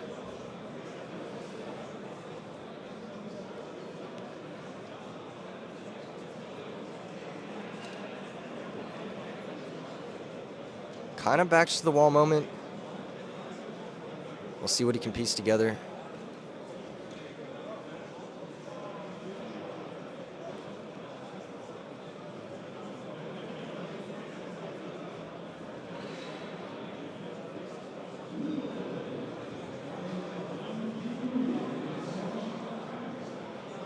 I'm pretty sure the life totals are different than this, but we'll see if that gets corrected at some point.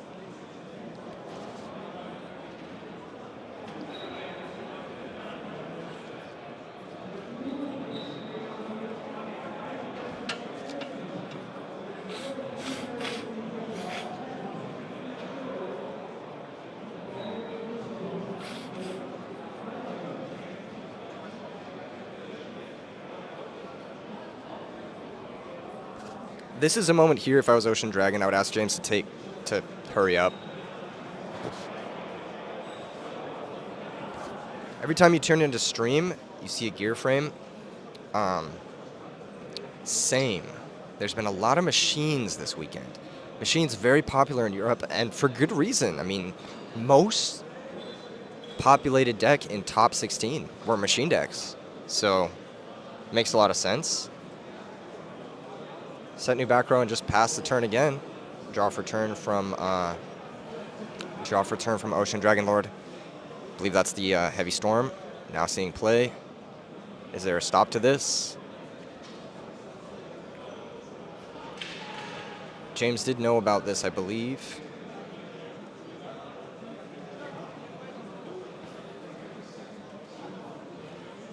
Maybe he didn't, I don't know.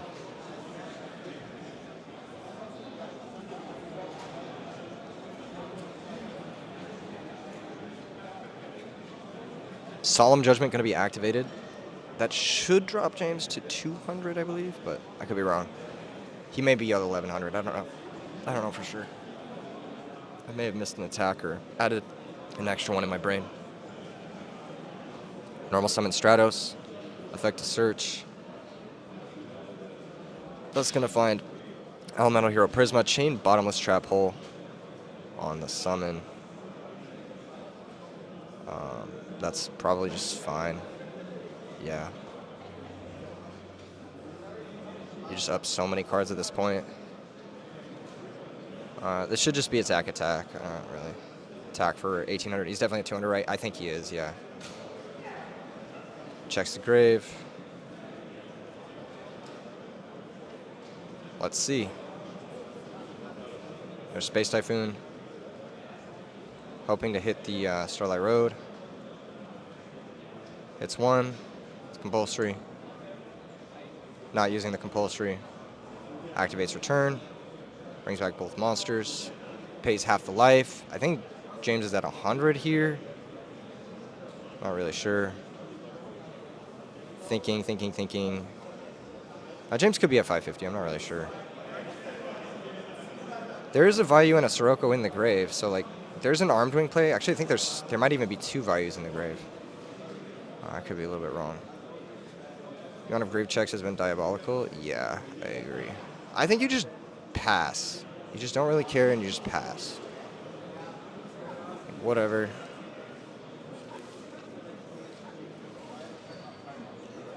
Alright, checks the grave.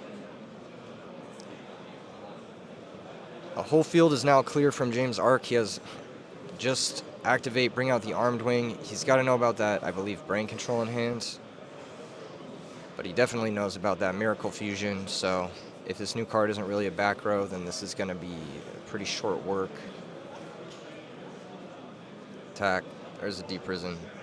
And James is going to concede the game, so we're going to go to game 2. A lot of time there, but just a lot of methodical and simple +1s from the Machina Hero deck, and the pressure never letting up. Even in the face of some power cards like Return, James was never really able to get his engine going and piece together something bigger with like Plague or Dad or Burial. And as a result, the hand rip cards lined up pretty poorly with what this Machina Hero deck is trying to do. Potentially he has something like Pulling the Rug to bring in this match, Royal Oppression in this match. But this is probably a tough matchup for Vayu Turbo. I have to imagine it's probably a pretty tough matchup. The way this Machina deck and the Hero engine are able to grind are that's pretty tough.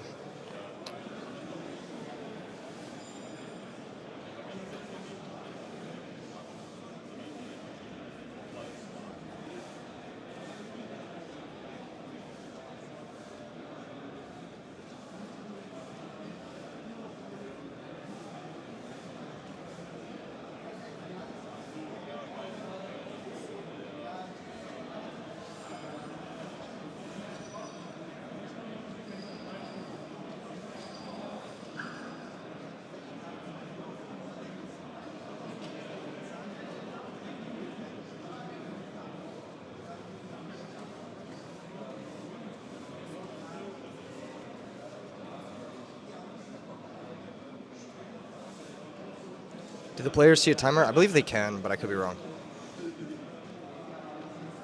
If you're at this point, if you're at top 8 in an RBET, you should have a general idea of like what time has passed and how fast you're playing.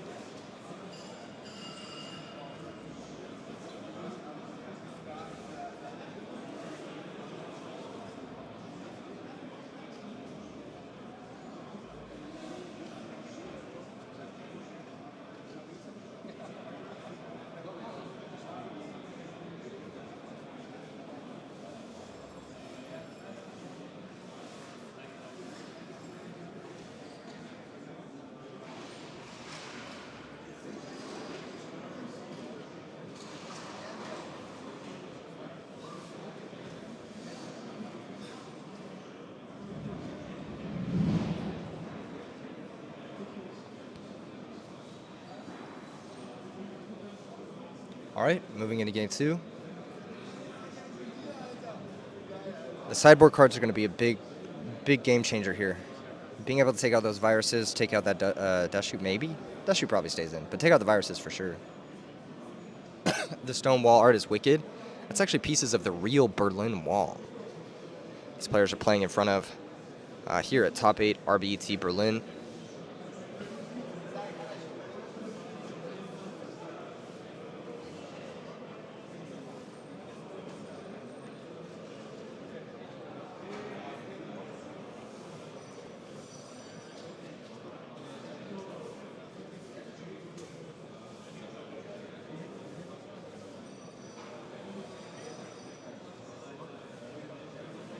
Winner gets a piece of the wall, possibly, we shall see. James going first here in game 2.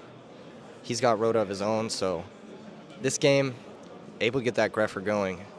Greffer's going to activate pitching Necro Gardna, so not ideal. You don't really get the Armed Wing turn 1, but you definitely get your engine unlocked.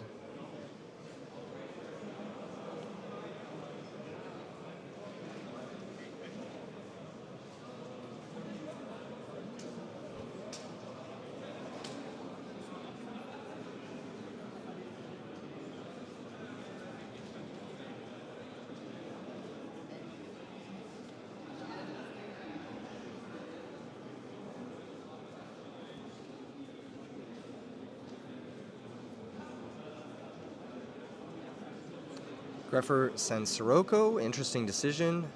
Normally Sirocco's the one you want to send last, but it's possible he has like another way to Vayu with Armageddon Knight or something like that.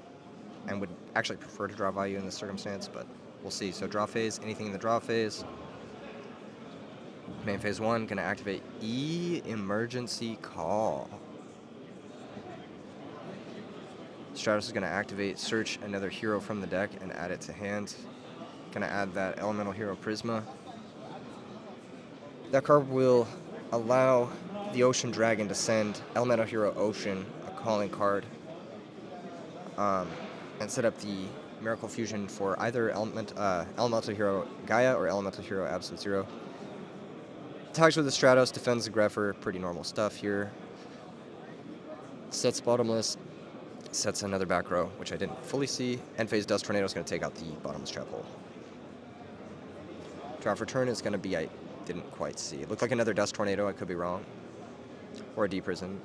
Grepher's going to activate Pitching Vayu, sending probably another Vayu or a Plague.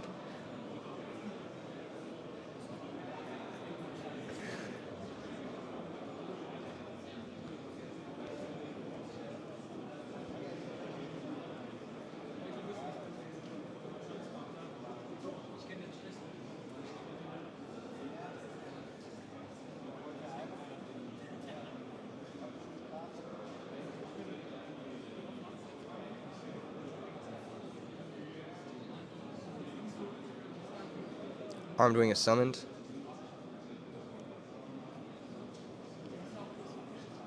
Bottomless, second Bottomless. Wow. That's a pretty big second Bottomless.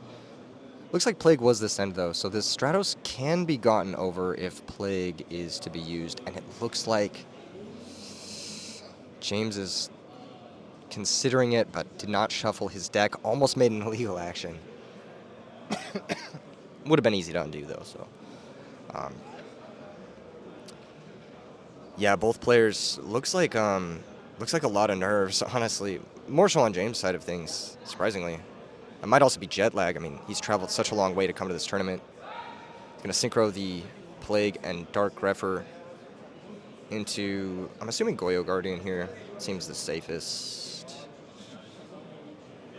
Yes, Goyo Guardian attacks over. First Blood is going to be 1,000 life points over the Ocean Dragon. Stratos is going to be taken by the Goyo. Stratos can activate if there's a hero, but James does not play heroes in his Vayu Turbo deck. Draw for turn is going to looks like another Cyber Dragon. I think we do see Rhoda, maybe? Oh, Brain Control. That's really good. Goyo can then attack the Stratos. Take the Stratos, activate the Stratos, again, get another search.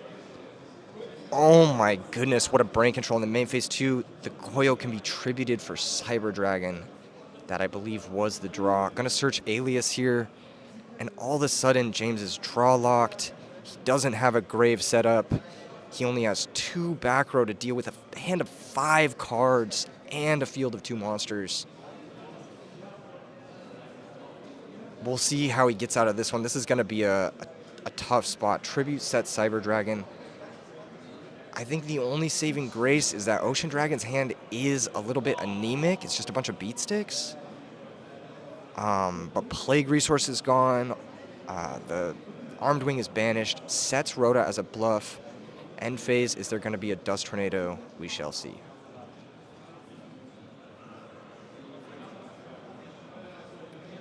Looks like there has to be. So that was, I think, the card that James drew. He picks off Rhoda, so pretty good use of that Rhoda as a bluff there from Ocean Dragon. I really do like setting the Rhoda there as a bluff.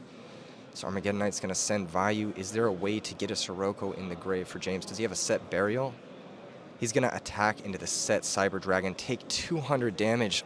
Oh my goodness. That's really not where you want to be. Forcing that Cyber Dragon face up, just passes the turn back. Draw for turn. It's going to be Miracle Fusion. Another insane top deck here. Ocean Dragon can really start to turn up the jets. Here's normal summon Alias. Is there a Torrential Tribute? Is there a Mirror Force? Is there anything? Let's see.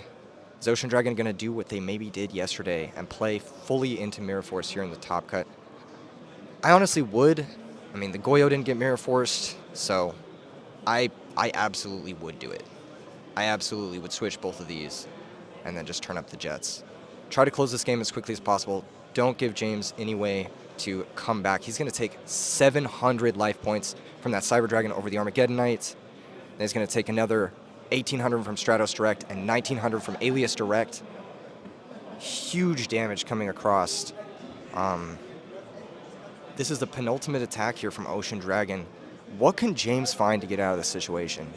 It's like pretty much Dark Arm Dragon or bust. Maybe Hamster can buy enough time. Just set monster past the turn. Draw for turn. It's going to be, it looks like Gore's the Emissary of Darkness. So yet another banger card here from Ocean Dragon to help lock this game up. Cyber Dragon's going to attack. It's going to be that Raikou. Raikou's going to hit the Alias, mills 3, mills the Burial, Dad, and Deep Prison.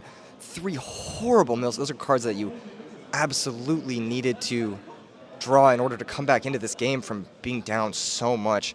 Passes the turn back. Draw for turn from Arc is just a new back row. Passes the turn. Draw for turn is another Miracle Fusion attack with Stratos. There's the Mirror Force, so stable for another turn. But main phase 2, there's going to be normal summon Elemental Hero Prisma.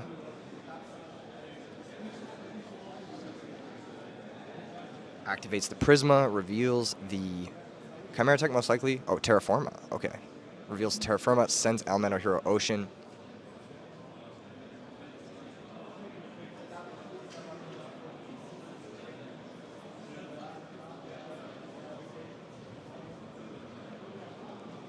Passes the deck back. James is going to cut the deck. Here's Miracle Fusion main phase 2. That basically has to be oppressed. James is going to pay 800 life points. I believe that's his last oppression activation. Second Miracle Fusion. Yep, James is at 800. This is absolute 0. This is absolutely going to be impossible for him to come back from at this point. I think only Hamster is out here. He draws, flips the return, reveals it. GG's to both players. And a crazy heartbreaker for James. Made it all the way to top 8 with a deck he's put in so much work with, Vayu Turbo. But this matchup is rough. That is a tough matchup. And Ocean Dragon just absolutely navigated it skillfully, redeeming themselves after their loss on camera yesterday. That was actually their only loss the entire day on camera. And that's going to be the match. Tough matchup. Those proactive +1s are very difficult to control. And I think things like pulling the rug, you do need to see them, right? Like, you do need to see them. Showing the power of Machina somewhat in this top 16 so far. I mean, the top 16, we saw the power of Machina Jinzo, and now in the top 8, we've seen the power of Machina Hero versus these bird decks that have been really dominating in the U.S.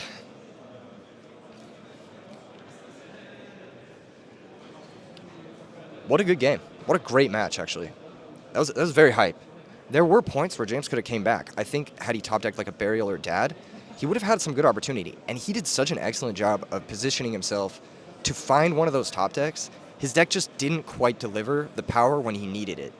And that can sometimes be the downside of relying on one-ofs, is that sometimes you just don't see them.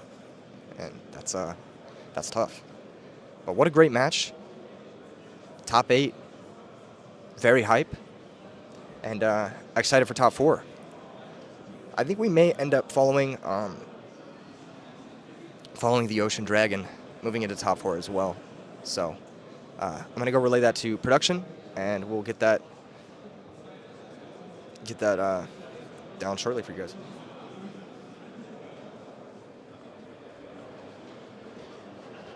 Be right back, folks.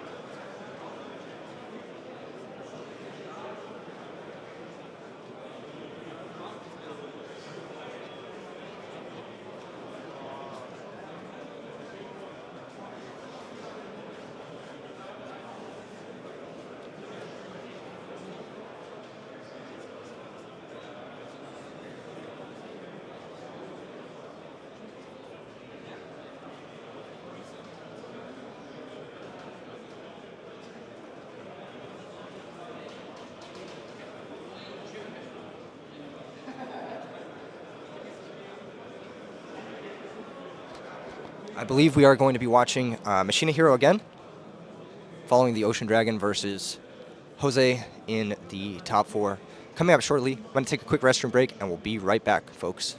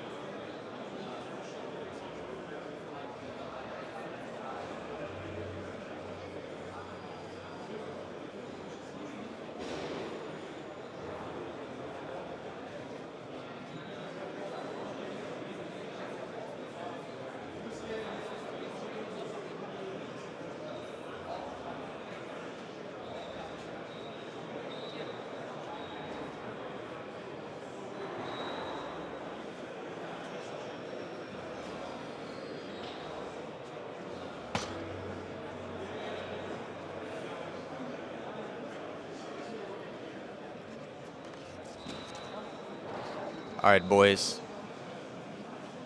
All right, boys. It's lit. It's lit.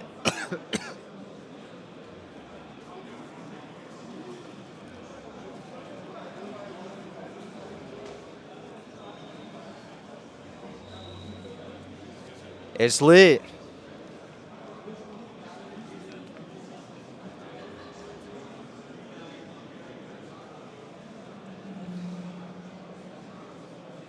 Man.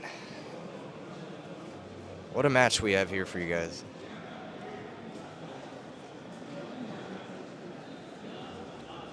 I'm rooting for them.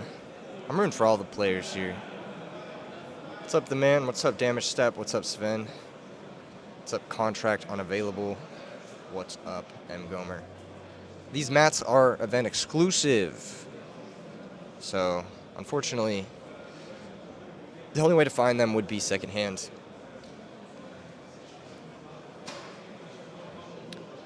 We got Machina Hero versus Vayu Turbo. Have all top 8 matches completed? Then we wait. We wait until all top 8 matches have completed, and then we all start. Yes. Thank you, thank you.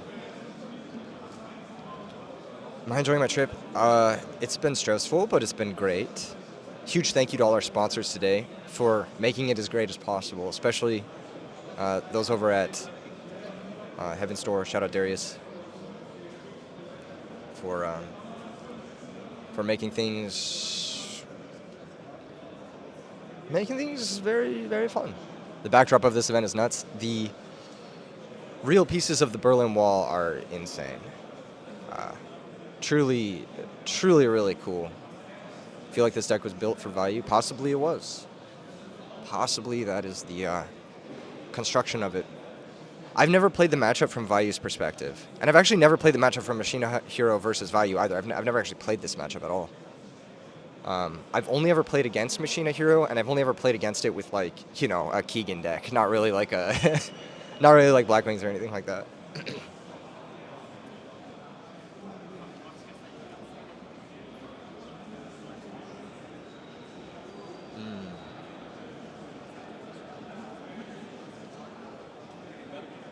Now we're good?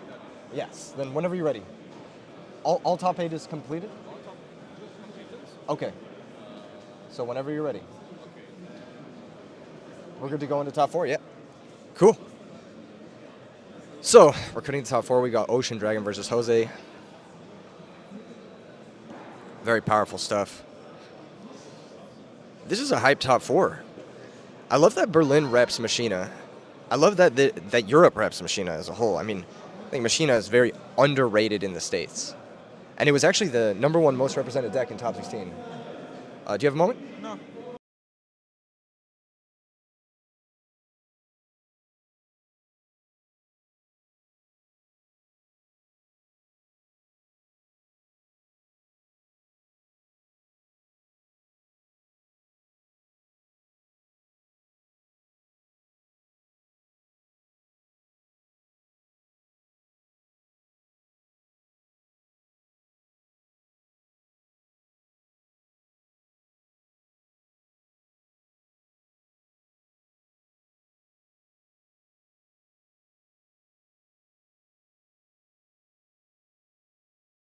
I've got Yami Darius with me right now to commentate top 4. We have an incredible matchup.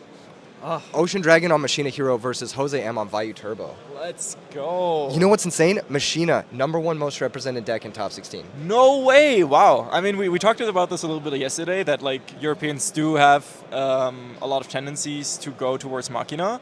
But yeah, great to see that the deck is so well represented. Also, I gotta give a huge shout out to Jose. He is a Berlin local. Oh, nice. So yeah, everyone is rooting for him, of course, from the Berlin players. Great guy, really enjoyable to play against as well. Met him a few times. Ironically, I have a really good win rate against him because he does play Vayu, which, you know, against Amaryllis it's fairly manageable. But yeah. We just watched Ocean Dragon in top 8 as well. Oh. Take out a very notable Vayu Turbo player, James R. Oh, yeah. So, yeah, congratulations to him, of course. That is a huge feat for sure. Definitely a bracket upset for sure. Siroko's going to run over the Machina gear frame. So Sirocco going to be one of your premier cards here to stop the early aggression, right? For sure. I mean, he did search the fortress, right? So, but there's a Cyber Dragon that's even nastier. Yeah. Yeah, quite nasty, quite nasty. Is your first impression of Germany, or how do you find it? I love Germans. I've loved Germany. I love Berlin. I'd live here. It's fucking awesome. Highly recommend. Good city. Cool city. Whole bunch of German cool cities for sure. But yeah. I'd have to learn some German though. My German sucks. Nah, actually, we speak decent English, I want to say. There's other countries where we would struggle a little bit more, but let's see. That's probably going to be a hamster if Jose is fortunate enough. If not, then... Yeah, this is a tough spot to be in. Maybe Jose has Gores, that's why he's like... Or maybe he just has a back row light kind of OTK hand, but he's missing like one piece to really go off. So far, very passive from his side, yeah, for sure. Yeah. But there's another gear frame. Jesus Christ.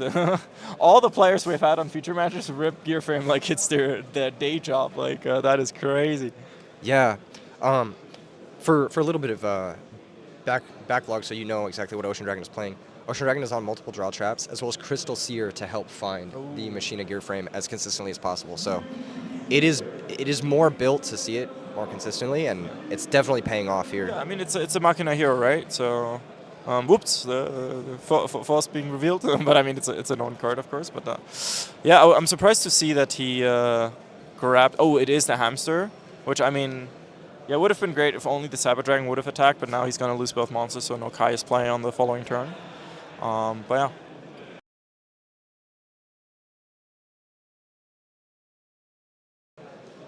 yeah. Yeah. So the hamster and the Raiko are going to go down here. The Raiko's probably going to go after the back row. Yeah. I assume so, yeah. Yeah. Because MST is nice. Because Ocean Dragon has to contact away. Yeah, for sure. How are you feeling this morning? Long day yesterday. Long day for sure. It's going to be even longer day today with the GGP, but hey, we do it for the culture, we do it for the hustle. Hope everyone has a good time. But yeah, he can attach gear frame to the Cyber Dragon and therefore won't be running into any danger of the Chimera Tech Fortress Dragon. Yeah, this is actually kind of nice too, because even like something like an Armed Wing can only attack over the Cyber Dragon once, but the Cyber Dragon will still stick around, and it's still like pressure on the next turn. So yeah, I like this setup. I didn't even think to equip there, but that makes perfect sense. Yeah, so we have two Siroccos engraved for Jose, so this might be the first value.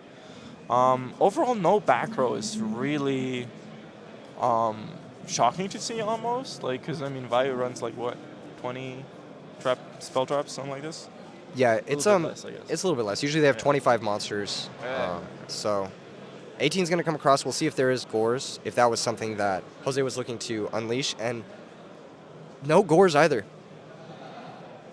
And there's the contact fuse for Ocean Dragon regarding the Chimera Tech Fortress Dragon going into that at 2k. It's not great. You never really want to -1 yourself. Even though the gear frame did replace itself and the card's got some attacks in, it's just not great. Yeah, I'm surprised that Ocean Dragon didn't go for the reattach. That feels like, because it worked last turn, so why wouldn't it work this turn? But, you know, so many cards in hand for both players, though. Like, there has to be some explosion from Jose at some point. I mean, okay, so the Gardener is, of course, nice to have. Oh, and he does the finger thingy.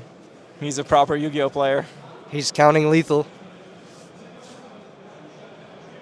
Is there a way to push through lethal with this board? I guess it depends on the set monster, which will most likely be Crystal Seer, right? Oh, and that's Solemn? What card? What is that spell card? I think it's a trap. I couldn't really tell. Oh, Tribute for Caius? Yeah, that's nice. Yeah, Brain Caius is pretty insane here. Anyway, yeah, Caius is good pressure.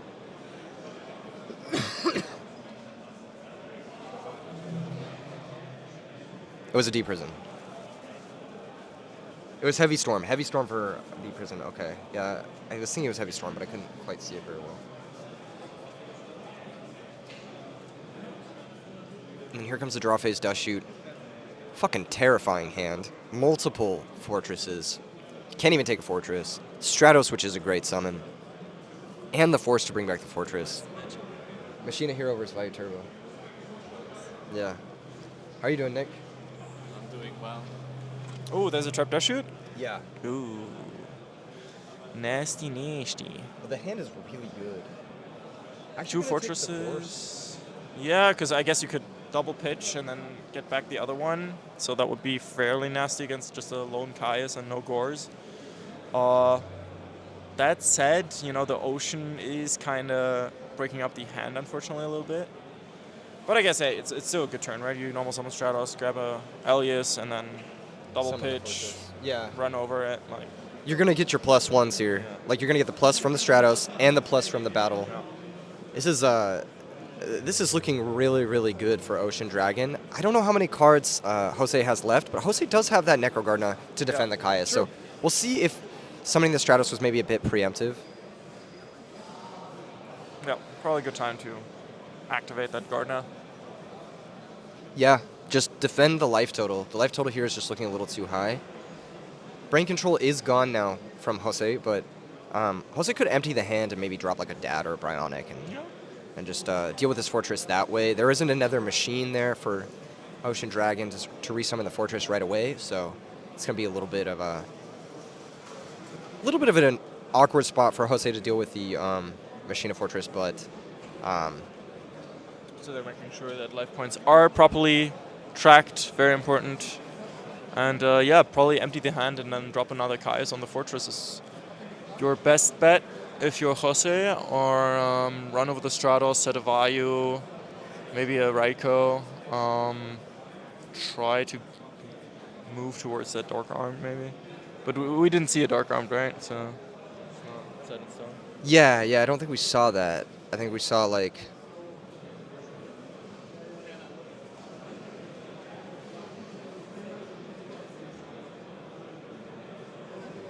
Huh. Gotta ask which watch Jose is wearing. Which watch is Jose wearing? Do you That know? I do not know. I am not in the watch business, unfortunately. Any watch enjoyers in the chat? Press 2 if you wear a watch. Are you wearing a watch? I have a phone. Does that count? Exactly. Everyone's got a phone nowadays. I feel like watch is not a bad style choice if you're like... Yeah, I mean, they are an accessory for sure. Oh, there's the Caius. On top of the Caius. Banishing the Stratos, huh? I guess he is a Dark Arm Dragon? Yep, Dark Arm Dragon. And didn't want the Dark Arm to get ripped by Yep. the Machina Fortress. That perfectly makes sense then. And Fortress is going to activate, and it's going to rip another, I believe, Grapher Grapher out of the hand, yeah. And then, yeah. Whole bunch of damage coming through. I mean, Jose knows Ocean Dragon's hand, right? So it's Heavy Storm, Elias, and Ocean. That's not that good against a Dark Arm Dragon and a Caius, so that top deck better be something. Because otherwise, that might be game for Jose. I think Ocean Dragon's going to check the grave, then concede here. There isn't really much. Brain control would be nice, right? But I think the draw was D-Prison. I could be wrong. that's pretty terrible against Dark Arm Dragon, yeah. Unterschätzt das mal nicht. Maybe Miracle Fusion would have been good, but yeah. Now bluff setting the heavy. Yeah, Jose is wasting no time. Probably popping the monster, right? Yeah. In case it's a chainable. I think popping the back row, if it's compulsory, this might be okay. There's the heavy, and then last but not least, he's still rolling, and she's like, yeah, okay. And that's gonna be game one for Jose. Let's go! Yeah, not much to say there other than Dark Arm Dragon is an insane card. Yeah. And does shoot into Dad makes it even more. For sure. I mean, punching. Jose was really... It felt like he was struggling with the early game for sure. Like, he couldn't really get anything online for a long time. But then eventually you're going to run into the power cards. And, yeah, I believe... I do wonder what the one card was that negated the Allure of Darkness, I believe. But then, you know, Brain Control, Trap Dash Shoot, Dark Arm Dragon, and that is pretty much lights out for most Edison decks. And double Caius as well, right? Exactly. Resolving both Caius it's just a great way to like the way we saw Ocean Dragon win this match the last game was just by shoving with dudes. Yeah. But the dudes are usually like 1800, yeah. and those Caiuses really stop those +1s in their track. They stop the battle pressure in its track. So pretty important for Jose there to have both both Caiuses and the dad. Oh, can attach and reattach in the same term. Got it. That's something I'm also wasn't sure about. But yeah, thank you for letting us know, Gianluca. Will there be another RBET in Germany in the future? I hope so. I think it'd be really cool.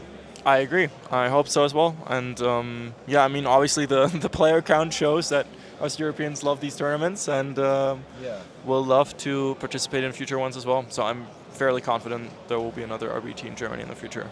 Or in Europe in general, right? Yeah, totally, for sure. Germany, you guys have made it really easy. I'm not going to lie. Darius at Heaven's Door, Yami Darius, subscribe to Yami Darius, has made it very, very easy for us to come here and throw an incredible event. He's put in a ton of work. His team has put in a ton of work. Your guys' team at Heaven's Door is incredible. Yep. And everything has really fallen into place for this event to happen in, I think, a way we couldn't have expected, but in a great way. Yeah.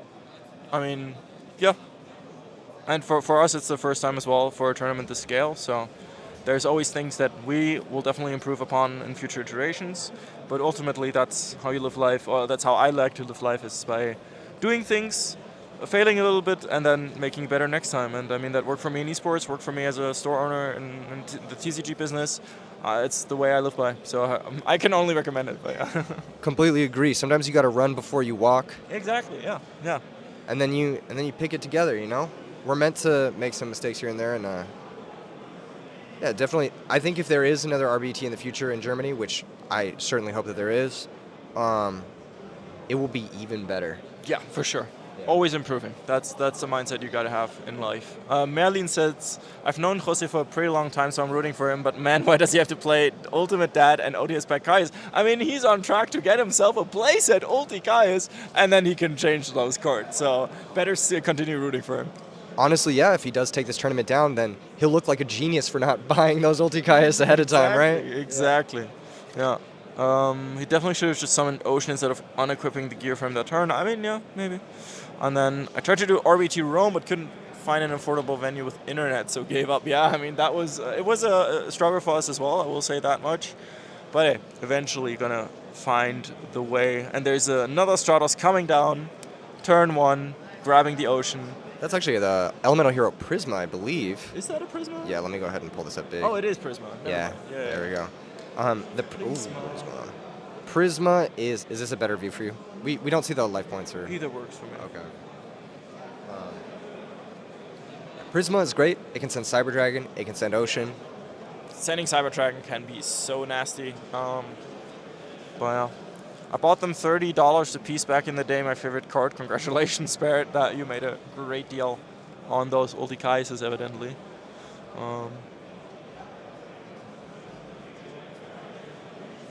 So let's see what Jose has in store for the Stratos and the back row. There's another Allure.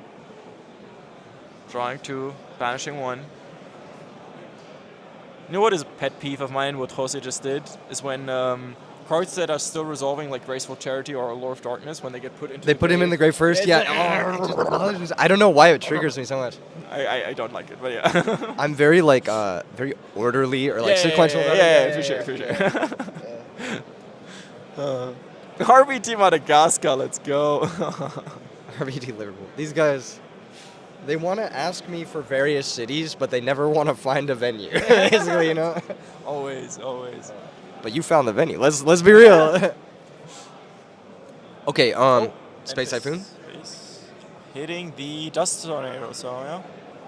Good trade-ish. It's about as even a trade Probably as you can good get. trade for Jose, right? Because there's the Dust. Oh, the miss on the 50-50. dust. That's so unlucky, dude. That's so unlucky. That is unfortunate. But there's an Necro Gardener down, right? Chain Crow. Oh. Banishing the value, though. Makes sense, I want to say. Yeah. Because this E-Call can just grab the Prisma again, and the Grapher can get cleared. It just is what it is. Send back the Fortress, right? That is for sure your best send, because Force doesn't do anything without Fortress. Prisma is just chilling. Braincon and E-Call are not doing much, so. Yeah, I think it is send the Fortress as well. Fortress is the card that gave Jose the most headache in the last game. And it's going to be the pick. So yeah, good position for Jose, honestly. I mean, yeah, the Grapher is going to be run over? I mean, not necessarily even, right? Okay, I guess Ocean Dragon could e-call for an alias and then make sure they run over the Greffer, but no, that's not going to be the play. It's going to be Prisma and also revealing the e-call. Of course, that is fine by me, making it a little bit more efficient. I think this is fine because Prisma doesn't really scale well in this matchup, so if you trade it 1-for-1 with Greffer, Yeah, you get to save the alias to run over Hamster later, sure. I can and see then that, you yeah. also force the Necrogardna now. So it's like, it's kind of a, you're kind of baiting Jose into using this Necrogardna, whereas like if you summon the alias, maybe Jose just keeps the Necrogardna, and that's more annoying for you I later. think he would do so for sure, because the Greffer's going to run over either way, and so this way Jose is maybe going to activate the Gardner. Let's see. He is? Okay, so yeah. And then there's going to be the trade. Yep. So the Necrogardna was used there. So let's see. 3 cards in hand for Jose. What can he make out of this? Because, I mean, the cards in hand for Ocean Dragon aren't as powerful, I want to say, right now. Like, Raincon is literally not live. Force doesn't do anything. Alias, of course, is a guy, but not much more. Guys are pretty good in these low resource states, though, Yeah, true. because they are forcing, and they apply the pressure that's necessary in order to close this game out. And it looks like Ocean Dragon also learned from last day's matches where he ran into Mirror Force. So not running into Mirror Force there with the alias is a strong play. I actually do have a comment about that match Oh, okay. that I was going to fill you in on. So Ocean Dragon came up to me. I don't know if anyone in chat has watched yesterday's feature match with Ocean Dragon, but there was a missed lethal line on that turn. On the special summon of Machina Fortress, Ocean Dragon has priority. So if Yeah. Ocean Dragon priority activates Gear Frame, Yeah. that becomes Chainlink 1. Yep. And then Chainlink 2, you can chain the AoE. Then the chain resolves. Yeah. The Gear Frame gets equipped. The Absolute Zero activates in a new chain. Yeah. The Gear Frame saves that the Yeah. Gear Frame, and then the Machina Fortress attacks for game. That's what I was wondering as well. I was under the impression that it worked like that, but apparently, yeah. Ocean Dragon did not priority activate the Gear Frame on summon. They just went to battle phase, right, and attacked, and then, yeah. Yeah. AoE for 5. Yep. Because it rips a card in hand as well, right? So, okay, there's another, well, the first Gear Frame for this game. And the Fortress is also going to try to get special summoned here. I mean, Yeah, going but pretty aggro. maybe Oppression, oh, Bottomless. Ooh, that is even nastier, arguably. I think Ocean Dragon may have drawn Solemn Judgment. That would be, I think, for sure the moment you drop the Solemn Judgment. Because otherwise you're not altering the Shiroko. And so, yeah. That should be activated here if he does have it. Yep, they're going to activate the Solemn Judgment, paying 3,900, dropping down to 3,900, and countering that Bottomless Triple. Yeah. Fortress is here to stay. But is the other back row also alive is the big question. If it's a Deep Prison, then Ocean Dragon might be in a world of hurt, but we'll see. Maybe it's a force. This is game if you brain. It is game if you brain. Is there like a way to, just going for it, just like saying either have it or don't, but I'm going to finish the duel right now. Yeah, sometimes you got to take risks. 18 is fine, okay. 2,000, yeah, that's fine. Is there going to be a Deep Prison? It's for sure. Oh. Yeah. But, I mean, yeah, still a tough position now for Ocean Dragon, I would say. Now. Yeah, that drops Ocean Dragon down to 2,400, I believe. 31, right? They took 38. So 38, 62 minus 38 is 24. No, but they didn't take the damage. It was Jose who took it. Sorry, did I say Ocean Dragon? Yeah. Oh, okay. Jose. Yes. Okay. Yes, Jose. Yes. Also, I think Nam forgot to put down the life points for brain control, unfortunately, so we have to keep that in mind. Yeah, Should of be course. 2,900, I believe. I might be wrong. But. Yeah. Miracle Fusion here doesn't quite do it because Gaia is only 2,200 over the Sirocco. Ooh, and there's no water. Ay. Alias gets summoned, maybe trying to break this set monster. Of course, the known card. Oh, just passing. Okay, I would sure attack into the monster, right? Because like, what if it's a, okay, it was Plague Spreader. Synchros into Black Rose? No effect. No effect. Okay. Special dad. Oh. No, that looks like yeah, that's dad. Yeah, Yeah. that's dad. And that's going to be game. Congratulations to Jose for winning 2-0. Kaiku in the hand. Unfortunately, could not get over that Sirocco. Yep. Like we talked about at the very beginning of this match, the Sirocco very important at stopping those 1800 pokes, and that's exactly what happened this game. So congratulations to Jose. He's going to move to the finals, right? Like, if my math is checking out, then Yes, sir. We've got a Berlin native in the finals. I love it. On the other side of things, I have no idea. We're going to find out shortly, and we'll be right back, folks. Incredible top 4 finish for Ocean Dragon with a really sweet Machina Hero deck. Double dad and top cut must feel bad. It was also double dust shoot as well. Yeah. Dust shoot dad both games. Also losing the 50-50 on the dust shoot. That's unfortunate. But hey, at some point you got to sack in order to win. That's how Yu-Gi-Oh goes as well. Yeah, yeah. And you can outplay, and you can play well. And I think going for that calculated risk with the brain control was necessary. Sometimes you're at top 4. Maybe it was worth holding it, but I don't know. We'll see. We'll see if that was really worth it. Do I think if they didn't attack with the Fortress, they would have survived? No, because then Black Rose just blows up the field. It's the same either way, right?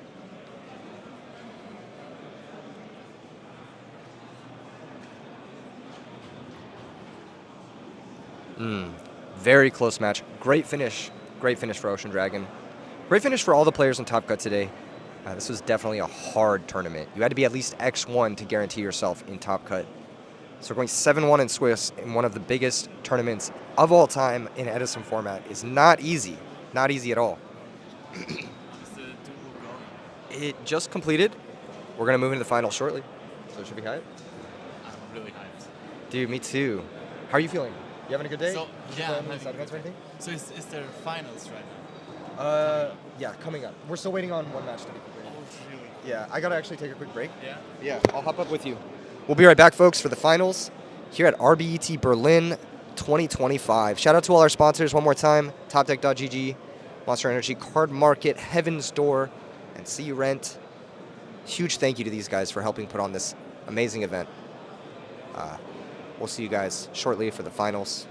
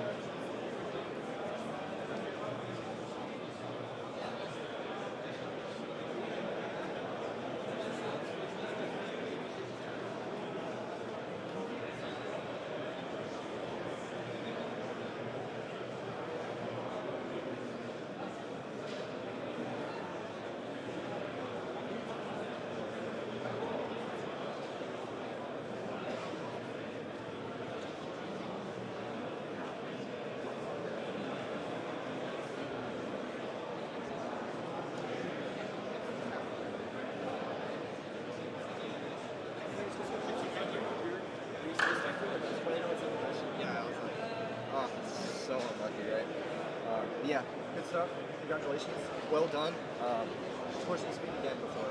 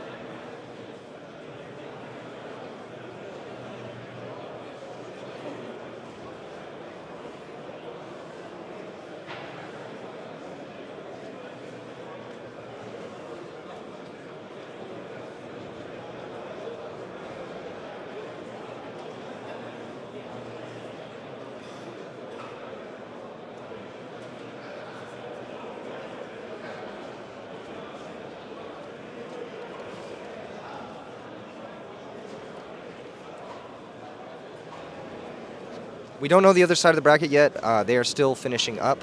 We'll get that for you guys shortly. They're still in their match.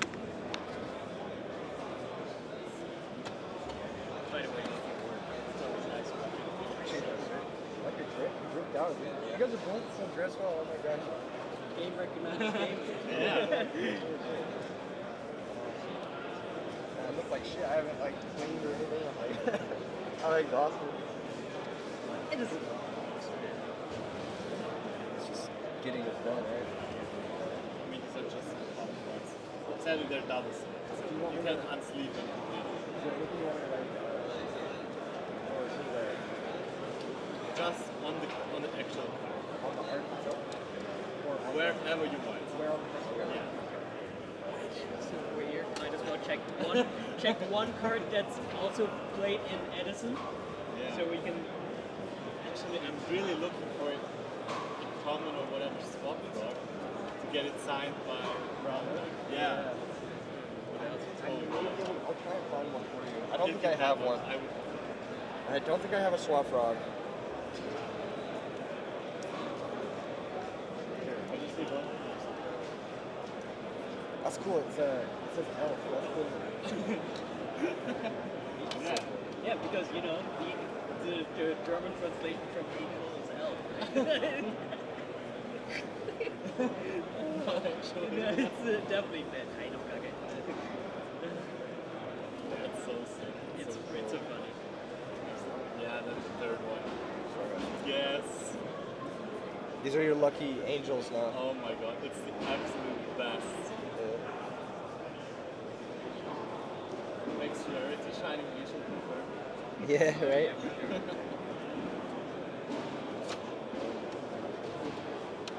Bang.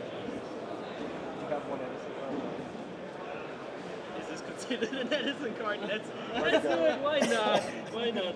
I think that's funny as hell. Do you care where I write or what I write? Yep. Hear that. Just anywhere? Just anyway. Alright. Nein, nicht. Der ist ja komplett Edison. Yeah, deswegen. Thank you so much. Really appreciate it. Yeah. Hope you enjoy the event. I mean, you came all the way from the US. Crazy. Yeah, it's actually it's kind of a trip. It's like a dream. Is it the biggest?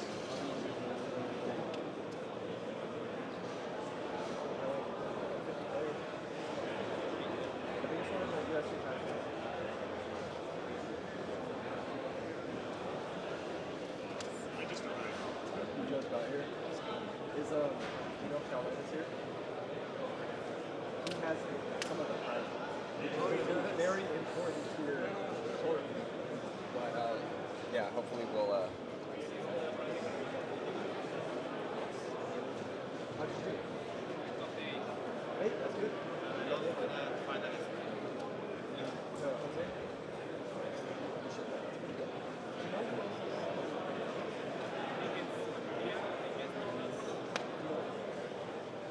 Plus, he's playing Flash left wing. And I think I know because I watched the stream. He's playing your favorite for back. The Hudson. Yes. The one without the converter. Yes. He's the inventor. Oh, really? His team is the one. So there are two of them. They play the tournament with the same list. Just the guy who won the event didn't make it, but he made top. So it's the one with offering. I love that one. They are the inventor. That one is. I wanted to tell you because I know that you would really like this deck over the. Yeah, on the Discord. Yeah, you saw it. No priors, no bullshit, no breaking bullshit. Yes. Oh my God, he's cooking. He's cooking. He's cooking. Hey, yo.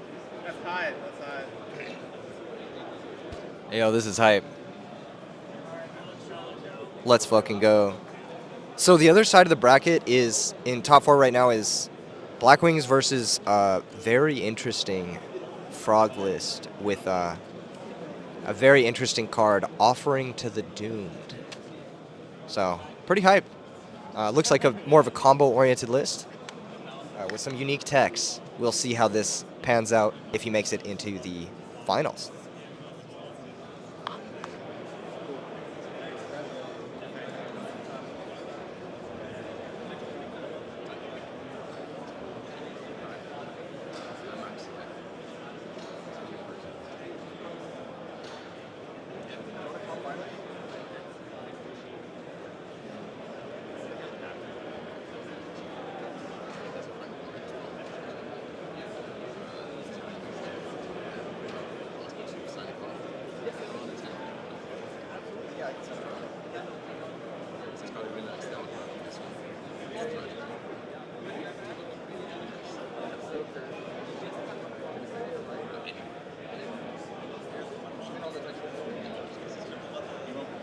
Okay.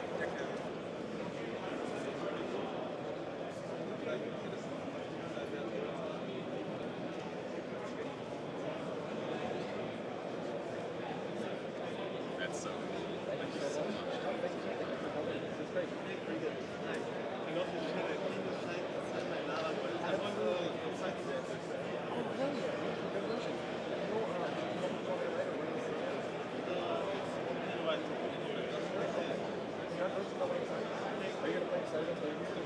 I tried to. Yeah, they didn't make it.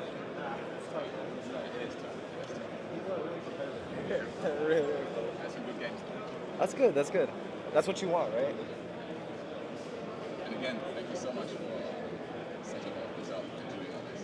Yeah, of course. No, I'm really happy you were able to make it. I mean, like, this is like, I want to do more of them in Europe. I think it'd be really cool. It's a little difficult because of the time zone difference and everything, but feel free to have some. Can I get you water or anything? I'll take a water. Is Right now, we have Jose versus the winner of. I lost. You lost. I lost before, yeah. What were you? Sorry, Who were you playing? I played against Nicholas. Okay. Blackwing isn't fun. Machina. Offerings to the Doom. This is that guy right here. You're cooking, bro. You're cooking. That's my mate. My mate. I don't play offerings of the Doom. But fine. Wait, what were you? Machina. So much machine. Yeah, it was the most representative. Yeah. Crazy. I mean, I saw yesterday there were like gadgets and dominator decks and. Yeah.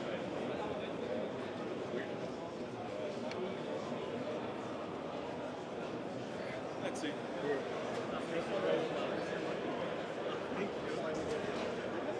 Thank you very much. Yeah. Thanks for. Is it remind me how it works? Like, is it a different math? It's a different math for the winner, but One, it's there, or it's a map.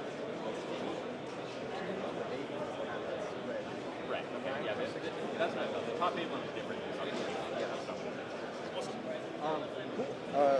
There's water there for you. Oh, they're like ready. Yes. I yeah, have a good one, yes. All right. Looks like we've got OG comms right here. James Ark for the finals. You wanna introduce yourself? I feel like the people might. Yeah, James Ark, top 8 finisher.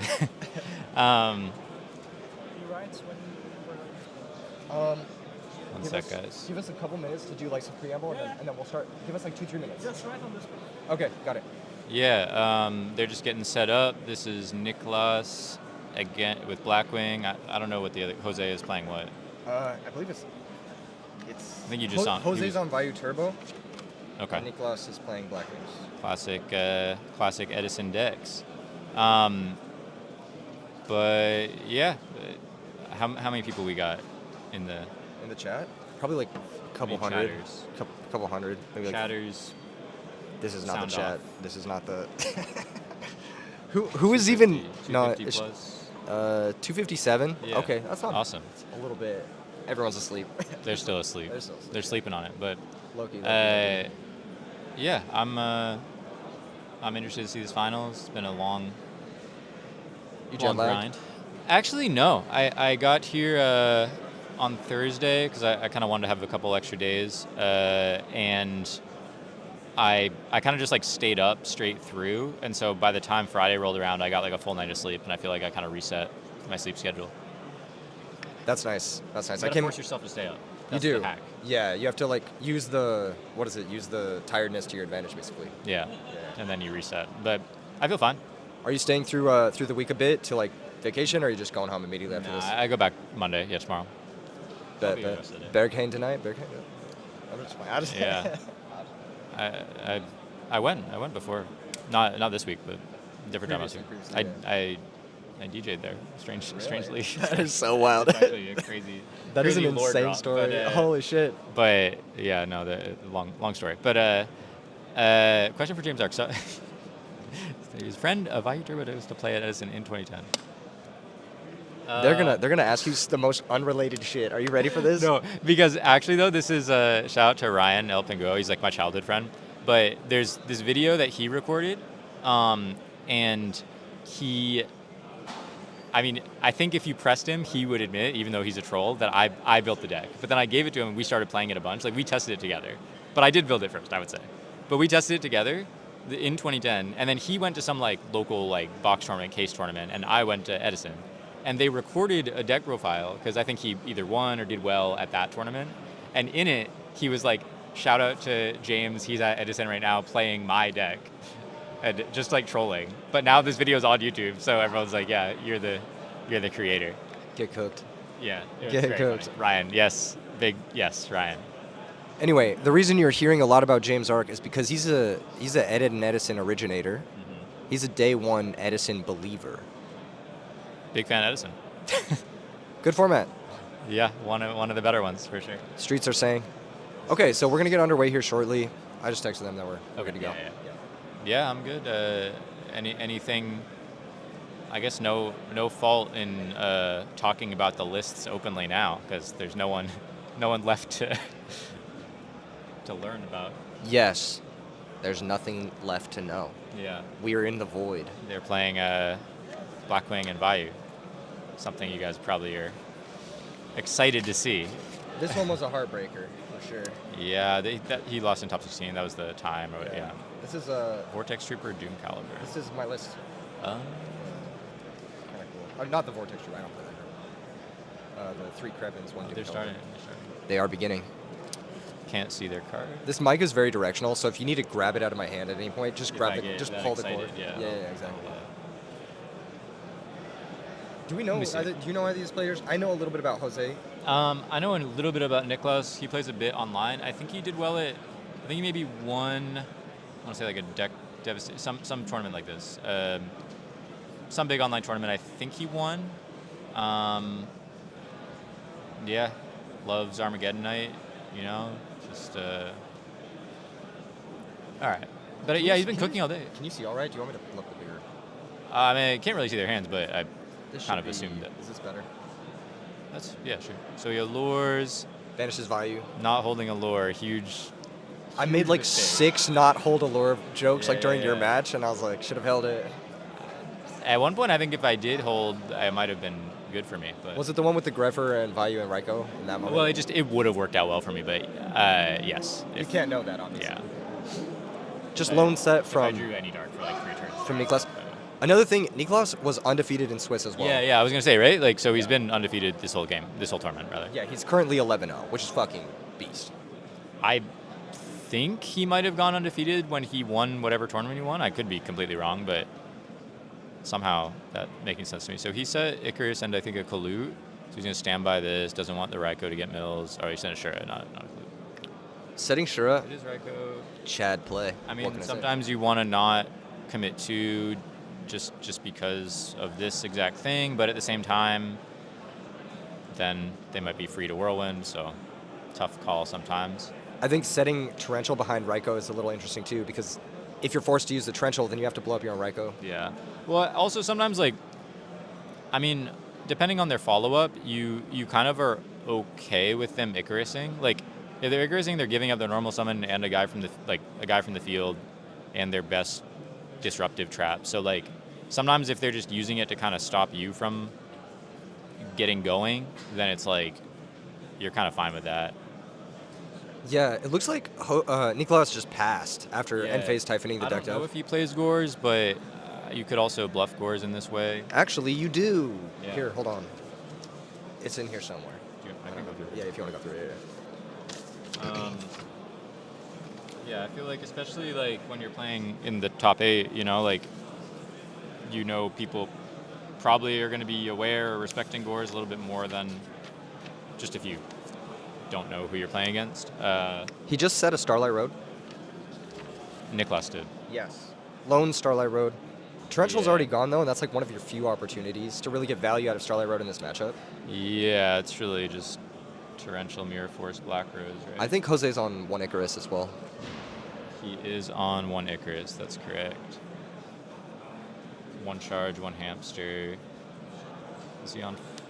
He is on 41. So here comes Blizzard to bring back Shura, the Blue Flame. First bit of pressure from Nicholas this whole game.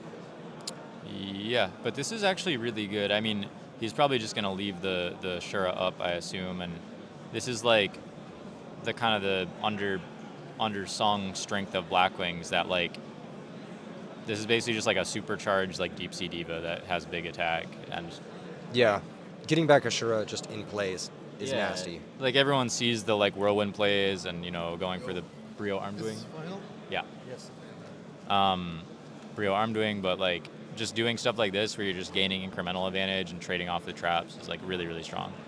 So he has the road, so I mean the Torrential's gone anyway, but Yeah, and Kalut's going to walk through just about anything that isn't solemn. yeah, I feel like, Thank you. I'll get you right after that. Yeah, no worries, man. Okay, gotcha. I mean, I feel like I would be thinking his back row is a bottomless if I were Niklas. Like, he might have waited for the synchro, like, because the Torrential's gone, one deck dev's gone. It could also just be a deep prison. Like, It could be, yeah, not wanting to hit the Blizzard. yeah, Sure. maybe saving it for the Shura or something like that. But he can play through Mirror Force, so is this going to threaten lethal? I don't know if he has another, like, Kalut in hand. I see a Brain, I see a Sirocco, and I see a Vayu. So I don't think he has I think it's Kalut. Brain Sirocco Vi. I think those are his 3 cards. Yeah. But, I mean, anytime you're holding Brain, and I guess to some extent Sirocco too, like, you're just going to press for a ton of damage and, like... This is actually threatening lethal because he can Icarus, then Starlight his own Icarus if he really wants to. Yeah, I don't know if he'll do that. It would be... If one of these things does get deprisoned... Then you Icarus, Starlight your own Icarus, and attack for game. Because he hasn't swung with Shura yet, right? Yeah. So this is But actually a probably really... if he is going to deprison one, he's going to... Yeah. Oh, is he missing... He's missing it. I mean, it does go into the Gores, and he's in a good enough spot that I think you could afford to not. I mean, now... Well, well, now he did. I mean, he can just do it. He could just do it now. Oh, he did. Is that right? He was at 4K. Yeah, he's at 22 from the Shura, and then you can Icarus, Starlight your own Icarus now, and then attack for game, no? To my understanding, that is how it works. Yeah, I didn't know if... oh, no. Oh, well, maybe we're still there. Take a look at the Icarus and the Starlight, just to remind yourself that you've misplayed. Well, I mean, I think he's still in... I don't think he's, like, exited battle phase, at least not to my understanding. Oh, he hasn't? No, he swung with the Shura. He's at 22. I think they were, like, confirming the life. So... Oh, okay. If they're confirming life here, it just... The way he's, like, his body language is, it looks I would say that if you're gonna do it, you might. Oh, okay. All right. Yeah. It looked like he went to main phase 2. Yeah. It's, Okay. Well, Yep. you know. you win some, and then you win some You more. sure it's you know? Starlight Road? Yes, 100%. Okay. Yeah. Okay. Well, you know. This is still a really good. I mean, it's kind of. But he has a lot of cards in hand, right? Like, doesn't he have like? He has like 6 cards in hand. What are these cards doing? Well, he did play. Oh, he said, okay. and that Does is he? What they're doing. What if he loses this game now? He's got to end phase Icarus the back rows, I would assume, right? And then you just make Brio. Yeah, you're in super good shape. But What if he doesn't do that? yeah, we've already seen some not doing things he should do. But I mean, this is just like super free, right? End phase tribute the Kalu, hit you back row, make Brio. Like you priority bounce 2, like, and then you have Okay. easy. Okay, let's see. Not Burial gonna- Bottomless, okay. Not gonna mess this up. Or is he?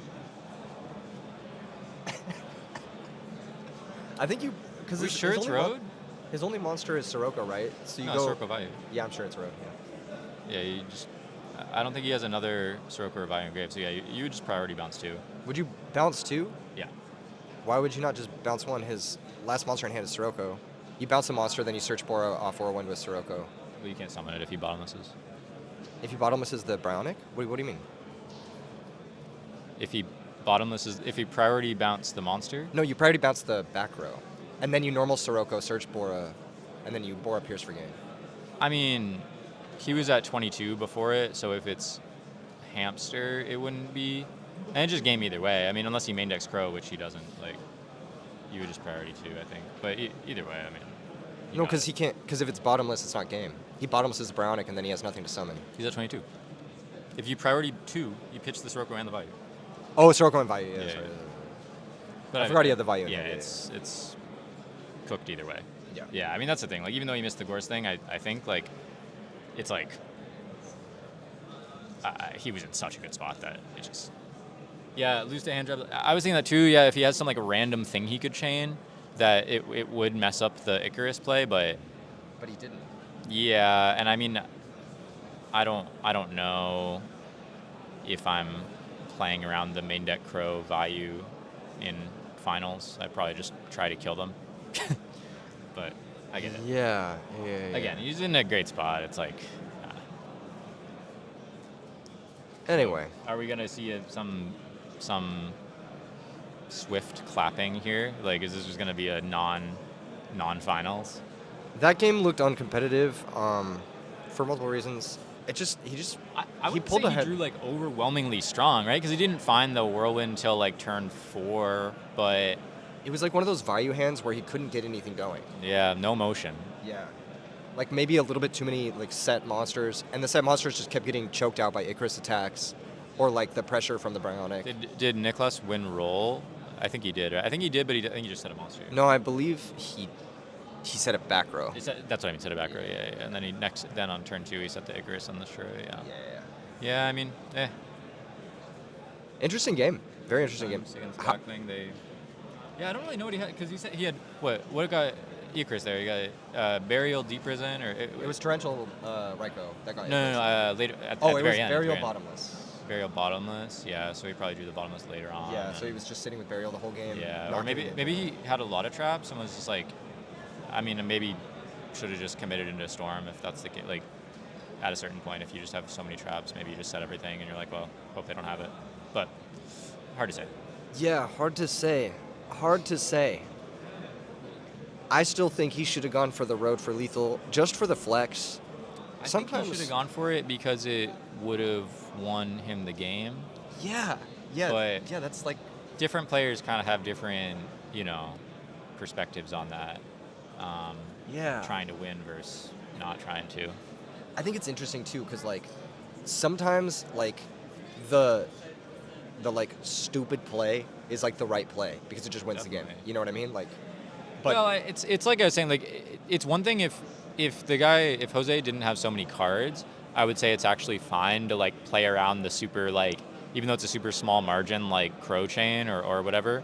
Like, I actually think he's in a good enough spot that he could afford to not try to kill him that turn. But with so many cards, you really don't want to give him a shot to get back in it. So I probably would have gone for it easy, but it's all good. I mean, hey.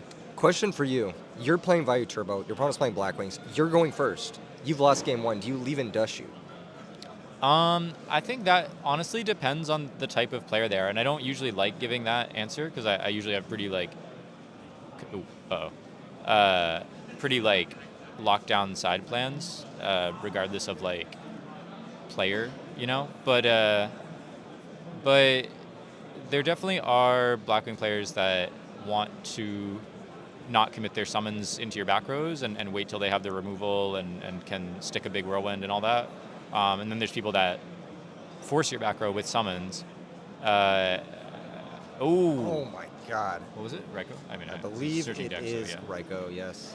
There goes all Yeah, of the I mean, Raikos. classic Bongo patented strategy, I would say, to set your Vayus and Necros. I mean, if you can afford to do it, I think it's pretty strong. Because This a is lot one of the people do side matchups. noblemen. This is one of the matchups where it's kind of tough to just afford to do that, though. Right. Well, that's always the risk, because even if you have like Prison Vayu or something, and even if you have a Kaius, like he had the MST, so Yeah. he's like he get super punished by Shura there, and then you look or really even stupid. even by like Soroka, by Bora. It could be like Yeah, a billion yeah. different things that just like make it look. It's like it's a really like it's honestly a really like ballsy, risky play to try to bait the nobleman. But if you can afford to do it, I think it's usually correct. It's just like hard to line up the exact spot. I see Torrential Mirror Force and then the known Blizzard in hand for Niklas. Yeah. Sorry, so Torrential Blizzard and then Mirror Force. Mirror Force, and then his set is what? Do we know? I didn't see it. Yeah. I was, And then Jose didn't activate his set on any of this, but I believe he only banished one Raiko. Yeah, so that's possibly But he also sided one did- out. But he also did not set anything this turn, so that's what I'm confused about. Like he just passed back to Niklas. So Maybe Torrential, most obvious Torrential of all time. yeah, but I kind of think even if you just have Raiko Torrential, it might be worth Torrentialing on a Kalut Whirlwind, low key. But not necessarily. But okay, yeah. I mean, it could be. But I also think you're kidding yourself if you think that he's gonna summon a second guy After you don't set the Raiko. in the finals. Like what are we doing? Yeah, this is. This might work round 3, but Yeah. No, this is looking horrible. yeah. Well, now he has the Bora follow up too. So now he can do something like because like special. He's not even gonna do it. But special Bora here is low key really strong because like you just have so much follow up. But the thing is like if he ever does trigger the trap, which is potentially torrential, then his Gores could do something. But you have so much traps that I mean he needs to make something happen now. I feel like that's such a commentator thing to say, you know? He needs to make this happen now, He or needs else to make- he's gonna lose. He needs to get some motion going now. If he doesn't activate a card or But not, he literally does need to get something going now. no, yeah. This is tough, man. You don't want to be 2400. That's another commentator thing. You don't want to be at low life points. Dude, you don't want to be sitting on the right side of the table on a green mat at 2,400 life points with 2 Raikos banded. You do not want to be in that spot. You don't want to be in the final. Well, actually, you do want to be in the Where finals. you want to be is with a red mat, 8,000 life points, Whirlwind face up, Nobleman activated. Name Niklas. Or do you want to be in the spot if you have 4 back row? Nah, but there's got to be somewhat fake, because what are we doing? Like, how do we keep all of it in hand the turn prior? Is the OG TT? No, okay, OG bottomless. So it That wasn't was the TT. original, Yeah, that I was the believe. original, yeah. Yeah, he snuck under with the Kalut. Does he have Icarus? And now he has to think, okay, do I risk Road? Risk it. Risk it. And I mean, he normaled this. He didn't special it. Did he normal it? I believe so. 'Cause He- I think he tapped Roland. He tapped Bora. Oh, I thought maybe he. Yeah, he tapped the Bora. I could be wrong. I believe he normaled it, but I. But yeah, he probably did normal it. Yeah, just I don't know. 'cause I think. Whirlwind Greed. Whirlwind Greed, bro. Yeah. Yeah, of course. Yeah, you have. I mean, you're in a really good spot as Niklas. You have a lot of traps to, prevent whatever kind of motion they might get going, and then you have Blizzard follow up, and he's a low life, so like that Blizzard, even without making a synchro, is going to demand a response. And Also, no dudes on the other side of the table. oh man, This is no men, no No units. no guys. no units. 0. I mean, if what I would like to see from Jose as a commentator is a flipping of the heavy storm, a summoning of Greffer, getting some motion going in that way. Does he side trap stun? I think he does. Oh, really? Oh. I mean, hey, you could stun all those traps and then get to work. That is the name of the card. Okay, flip Necker Guard and not quite the playmaker we've cut. Normal Gale. Normal Gale. Normal Gale. I mean, hey. So wait, here's my question: is how many darks are we looking at in grave right now? 2. Well, I mean, were there any there? Right? No, it's just traps. Yeah, it's just traps. So, but if a Brio pitches a dark here, oh, never mind. Okay, but this could maybe, if he has the Icarus that we saw, or a deck dev, and then if he has Dark Armed, He's in the game. I'm being hopeful for Jose. I don't necessarily think that is all about to happen, but I think that might be about what needs to happen. There's the Icarus, step 1. Yeah. Gonna take down probably Whirlwind and one of the other back row, possibly 2 back row if you have the dad. It's both back row if you have the dad. Oh, heartbreaking legacy. Yeah, if you have the dad, you would hit the other back row. Yeah, but And he held that legacy. That was not the newest set. So I think that was actually his oldest. No. second oldest. Yeah. Yeah, the Deep Prison was the first, Legacy was the second, and then the But new now, one's probably. now you've used your normal, but you have Necro. This is not where you and want to he be. has- yeah. Oh wait. So he drew a Shura. So you could. I don't exactly remember. I mean, he still has his sweepers, as they say, that Jose does, but Nicholas has Who are they, James? Who are they? Who's they? them. Nicholas has Blizzard. Oh, but elects to summon one of his weaker Blackwings instead. Oh, okay, but this is also threatening lethal. This is forcing the Gardna on the Bora, presumably, unless he just wants to die. We could maybe a Dust Tornado and then drop a Boars. Like, what are we? He's picking up his cards here. Do we know that he has the third Raikou in hand? Is that a confirm, or do you ever side out Raikou against Blackwings? No, but I find it hard to understand what other thing could have occurred. I think that I think honestly, Raikou as a card, you could argue not always that strong against Blackwing, but as an engine piece for Hamster, very strong against Blackwing. It's like a not a Garnet, but you need it to bring out. Yes, you need to summon it. It's kind of like a guy, Yeah, not a unit, but definitely a guy. one of your littler guys, Yeah, but sometimes the little, not about the size. It's Short King. everyone has their role. Oh, okay, wait, hold on. Pause. So Pause. now let's all calm down. Both Raikous are now back in play. Yeah. Let's fucking And, go. and because he sided up the third, now he has more board space. Yeah, I was gonna say this could make Black Rose. This could also make just black Rose. Just Black Rose. Yeah, the Mistorm that he certainly plays. Wait, does he? No. Imagine. Imagine it's right. Some people do. But yeah, Black Rose here. Okay, but this is gonna get tarantuled. So, I mean, maybe a world where you could have done some chain link trickery. But I guess you'd always have to normal summon the Plague first. He's gonna Pot of Avarice now. Put back the Raikous. Reload the What the hell hamsters. is that motion? That was crazy to me. But but like, he put the Gardner back in grave, but he used his normal, but he is at 8. You want a pretzel? Yeah. Actually, help yourself. There's the peanut butter Get fill. it. They're fucking bangers, dude. Apparently, I've heard that it's very difficult to get peanut butter in Europe. I didn't know that. And now I do. Fun fact. Special. He had it. He had it all along. Hold up. Wait, he's just him. He also had dad both games in his top. To be completely Format. honest, I mean, this is obviously a lot. This is a huge amount of pressure, kind of like threatening game in 2 turns. Actually, well, he's going to be at 29, but Nicholas has Blizzard for dad first. Yeah, okay. Blizzard for Brianna, but Jose has Gardner. Yeah, it's not enough. Because of that Gardner he brought back. Yeah. And he has the resources to resummon the Sork. Yep. And the dad. He didn't use any banishes. Did he not? I thought he did banish the Armed Wing to pop the Mirror Force. I'm pretty sure he did.